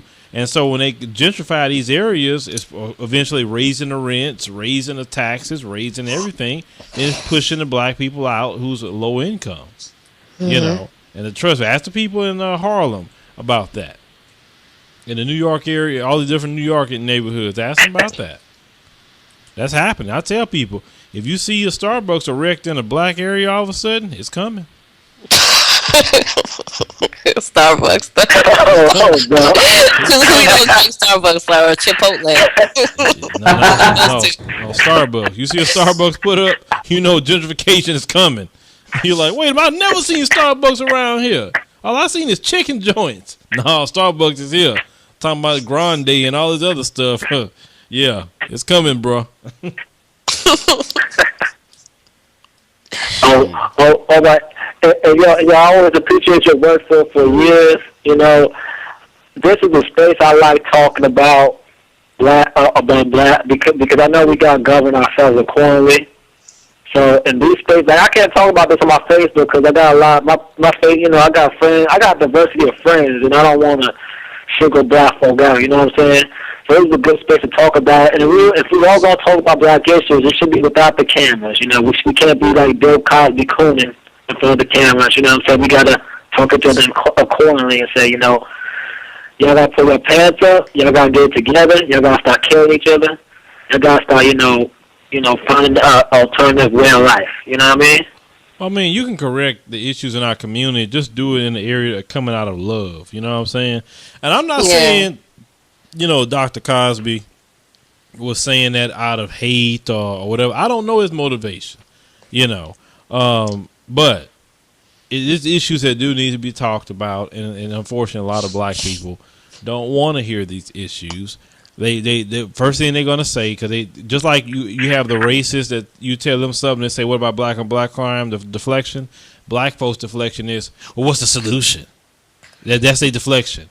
They don't even want to talk about what's the solution. Well, we've been trying to do that and all this other stuff. And the solution is very simple. What's the solution? It's easy. Stop killing. It's just that simple. Well, some people feel they can't do nothing else. Don't give me that. Well, they can't find jobs. Well, how is it that illegal immigrants come over to this country from Central America and South America all the time? Okay, because it's not Mexicans coming in here like Donald Trump like to say. There are a lot of them from Central America. They just paying people in Mexico to be the coyote to get them through Mexico and get them through to the U.S. How is it them people getting jobs and you not getting one? You American citizen. Don't give me that. Wait. I will say this now. I will say this. Some brothers that I know of, you know what I'm saying? I mean, not everybody's going to hire a felon or two-time felon. Me personally, I know a dude, he in his, I'll never forget, in 94, he went out and got his master's degree, you know what I'm saying? Came out of prison 94, got his master's degree, 2 weeks away getting his teacher credential, the teacher at K through 12, they shut him down, I think in early 2000, saying, you can't get your degree, you can't get the teacher credential because you have a felony. And that's why. Now, I do support President Obama on his initiative called Ban the Box. I support him because he's trying to fix it where companies can't disqualify you if you have a criminal record. I think that's good because I think if you've done your debt to society, I think you shouldn't be judged by it. I mean, you put in your time. I agree. That's how it's supposed to be. Yes, that's supposed to be. You went to If jail. you want to get rid of crime, see, that's the thing. The reason why, unfortunately, a lot of people do go back to committing crimes is like, well, I can't get a job. The only places that will hire me, there are actually some companies that will hire you if you have a felony. Mm-hmm. However, those jobs don't pay very much. And, you can't realistically, you can't live on minimum wage, especially, really you can't. Well, I'm going to say, Miss Gabriella, being around some of them places in your area, in D.C., no, you can't live on minimum wage up there. That I can say, especially paying for parking every 5 minutes. Yep. It's hard. It's hard. Minimum wage in California, they're about to raise it to $10, and it's still going to be hard. Mm-hmm. Yeah, I know. Oh yeah, California. Yeah, California's expensive. Been there. Oh yeah, it's expensive. That's why I say, I'm cool down here in Houston. It's affordable. So, brother, I appreciate you calling. I'm going to move on to another call. Well, sorry, my call dropped. All right, thanks, man. God bless. All right, brother. All right, let's see here. Area code 703-209, you on the show. Hello? Yes, how you doing? You on the show? Hey, good evening. How y'all doing? I've just been listening, sitting back, and, everything, the topics and the discussion have been pretty informative. I often wondered, and I was talking to a Q-Dog the other day, and I always I'll ask a Sorrow or I'll ask a crack brother, and I do this all the time. Where are y'all when things are in chaos in our communities? Where do you guys stand on a lot of the issues that are going on? Because I never seem to see any representation from any of the Sorrows or the fraternities. Mm-hmm. And I know we have a lot of fraternities and Sorrows, and they're very large across the nation. Oh, yes, they are. And And it bewilders me to see that a lot of them highly educated lawyers, judges, doctors, and I find it kind of ironic and almost just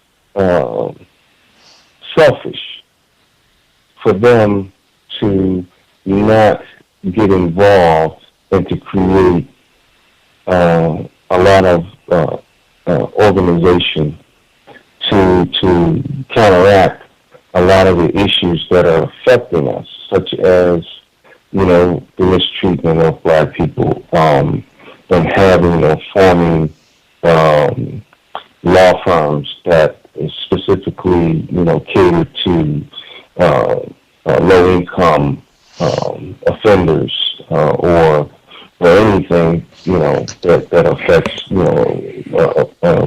a youngster who gets in trouble and not able to get out of just little programs like that and companies like that. I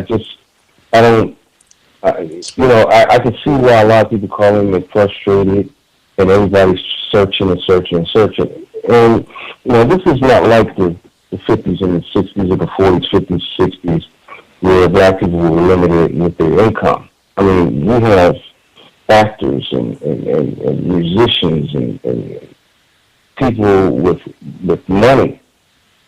And somehow it just can't seem to get it together, to come together and to create and start creating things that's going to benefit their own people, the people that actually help get them to where they are.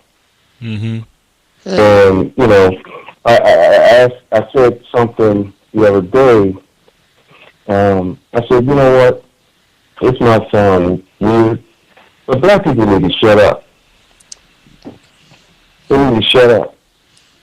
Because we are the only ethnicity that publicizes constantly what we want to do, what we need to do, what we should do. And when you have millions of Soros and fraternity brothers in the nation, you can't tell me that it's not possible for them to go out and recruit, just like as if a brother was in their college or at their college, out here in the street. Come out here in the street and teach some of the young brothers out here what you have been taught when you went to school. And maybe you can help a young brother get to school and get to where you're at. You see, none of them, they always seem to just want to turn their back and not answer the question when I ask them that question. Or they get defensive very fast. And it lets me know I'm getting under your skin by this topic that I'm just trying to discuss with you, because apparently you have an agenda, or your organization has their own agenda. And so, I was in a store the other day, and I can tell when I run into an AKA, and mind you, I'm ex-military. I grew up military, I'm ex-military. But when I run into an AKA sister, they have this, I'm above you, attitude, mentality. And it sickens me. It really does.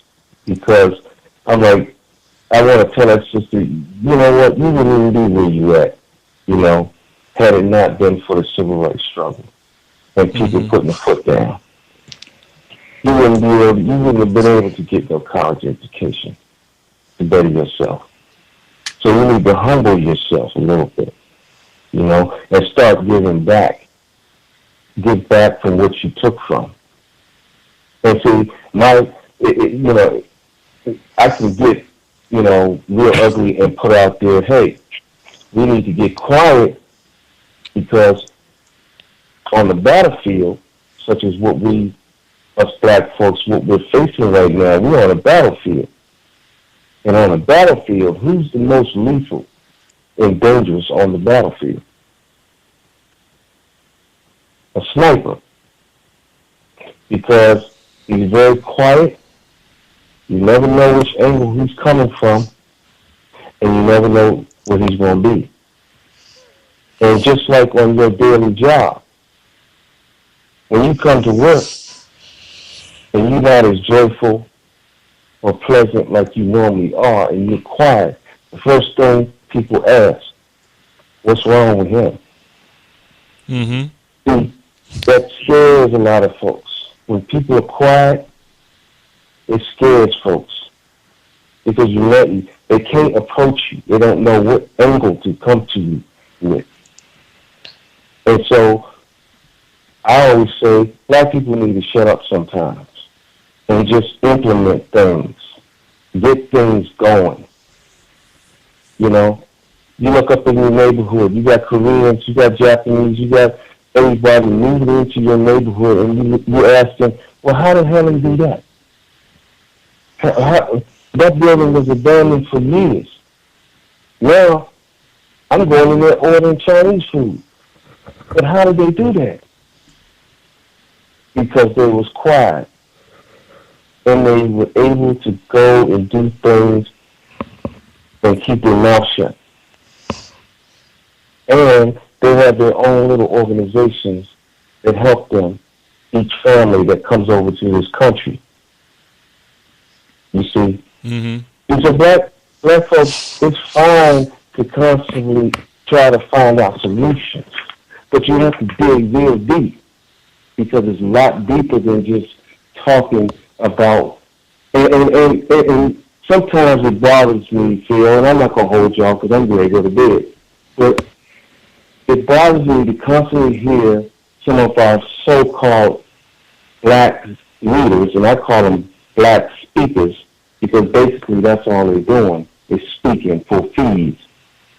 But it bothers me to constantly hear them talking about our black history. We already know what has happened to us. We know. There ain't no need to keep on harping on that.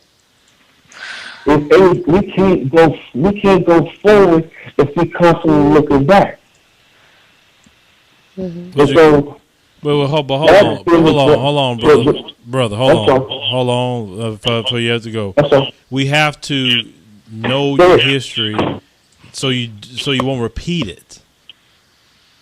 And that's a lot of our problem. No. Don't get it wrong. I'm talking about the speakers who constantly want to make it. They get up there and they want to impress people for how much knowledge they have of our black history. And after that, there's nothing else done. There's no more progress. Okay, so basically you're just talking about lip service. I'm sorry? You're just talking about lip service, basically. Pretty much, yeah. But they're not offering any real solutions. They're not talking about solutions. They're talking about what was done to us. And basically, every time Phil, Gabrielle, Tanya, y'all hear somebody start talking about slavery and black history and what was done to us, what type of emotion does that bring up out of you? Usually just anger. Frustration. And what happens when you get angry and you're frustrated? You can't think clearly. You can't make no rational decisions. You can't come up with solutions. See, we have been programmed.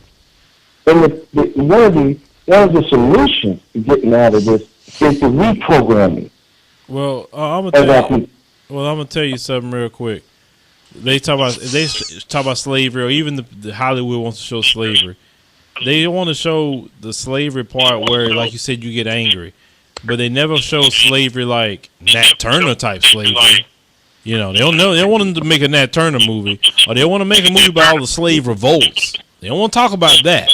All they want to show us is beaten and downtrodden and hung. Because what if they start showing them kind of slavery movies, like slaves revolting and just tearing some plantations up? They probably like, oh man, I didn't know that. Shoot, they getting all hype and motivated and all this other stuff. So, they're not going to show that. All I'm saying is we need to get reprogrammed for our future generation right now.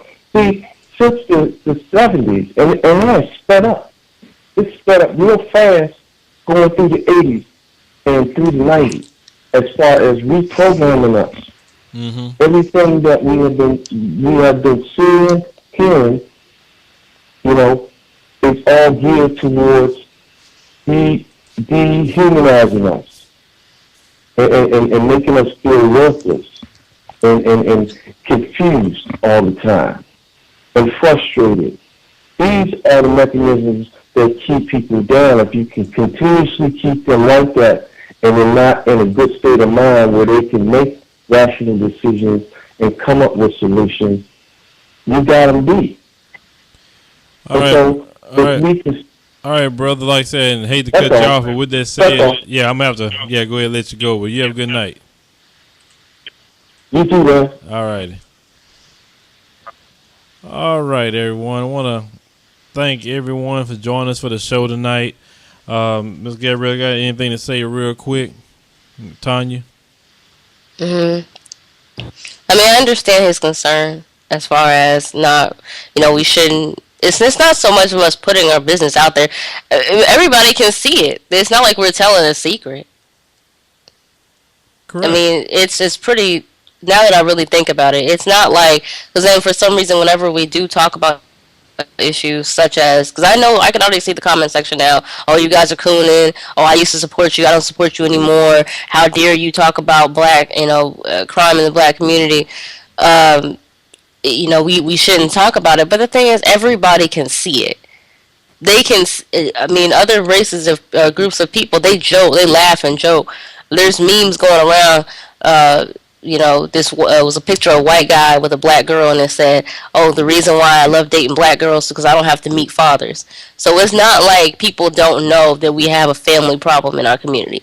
It's not like people don't know we have crime. All you gotta do is look at the statistics. It's there for everyone to see. So it is important to talk about it. I'm not going to say that, we need to be quiet about it, because, I mean, what is that going to solve at the end of the day? I'm not saying that, because, I mean, should we, as far as when we're really strategically planning things and really trying to put things in place, should we put that out there? No, of course not. That's something that you do quietly. But as far as discussing issues, there's nothing wrong with that. And that's the thing. They're worrying about what race is saying. I don't really put them in my equations when I think about certain. Unless it's something involving with them, then yes. But if it's just something that's going on within our community, I don't really put them in the equation. So we got about 2 minutes and 47 seconds. Tanya, you got something to say real quick before we wrap it up? Well, I want to say something that I notice in my neighborhood anyway, and I live in a black community, by the way, in case people didn't know. I see that not only are we not getting together as a village to take care of these kids, we're actually ignoring things. We're ignoring kids that are just right outside, playing with our kids every day. And if they're having a problem, we tend to say it's none of our business. It's like we're just taking a step back, and we need to get back to where it takes a village to raise a child, because I guess I would want someone to correct my child if she was doing wrong. I would be okay with that. And I think maybe a lot of parents would, but we're just at this point where we're so selfish that we're not caring about anybody but ourselves. It's like we don't care about other people anymore. And I think if everyone just took one positive step in their community, it might make a difference. Mm-hmm. All right, and with that said, I want to thank everyone joining us for the show tonight. Thank all the callers, of course, for calling in. If you're watching on YouTube, make sure you subscribe to the Advice Show Media channel and all the channels. We have the Advice Show TV Reaction Video Weekly. Make sure you visit adviceshow.com to check out our site. Sorry, we crossed up for news, entertainment, and music, but we discussed that on the promo video while we talked about the music part. But anyway, thank you for watching. See you next time.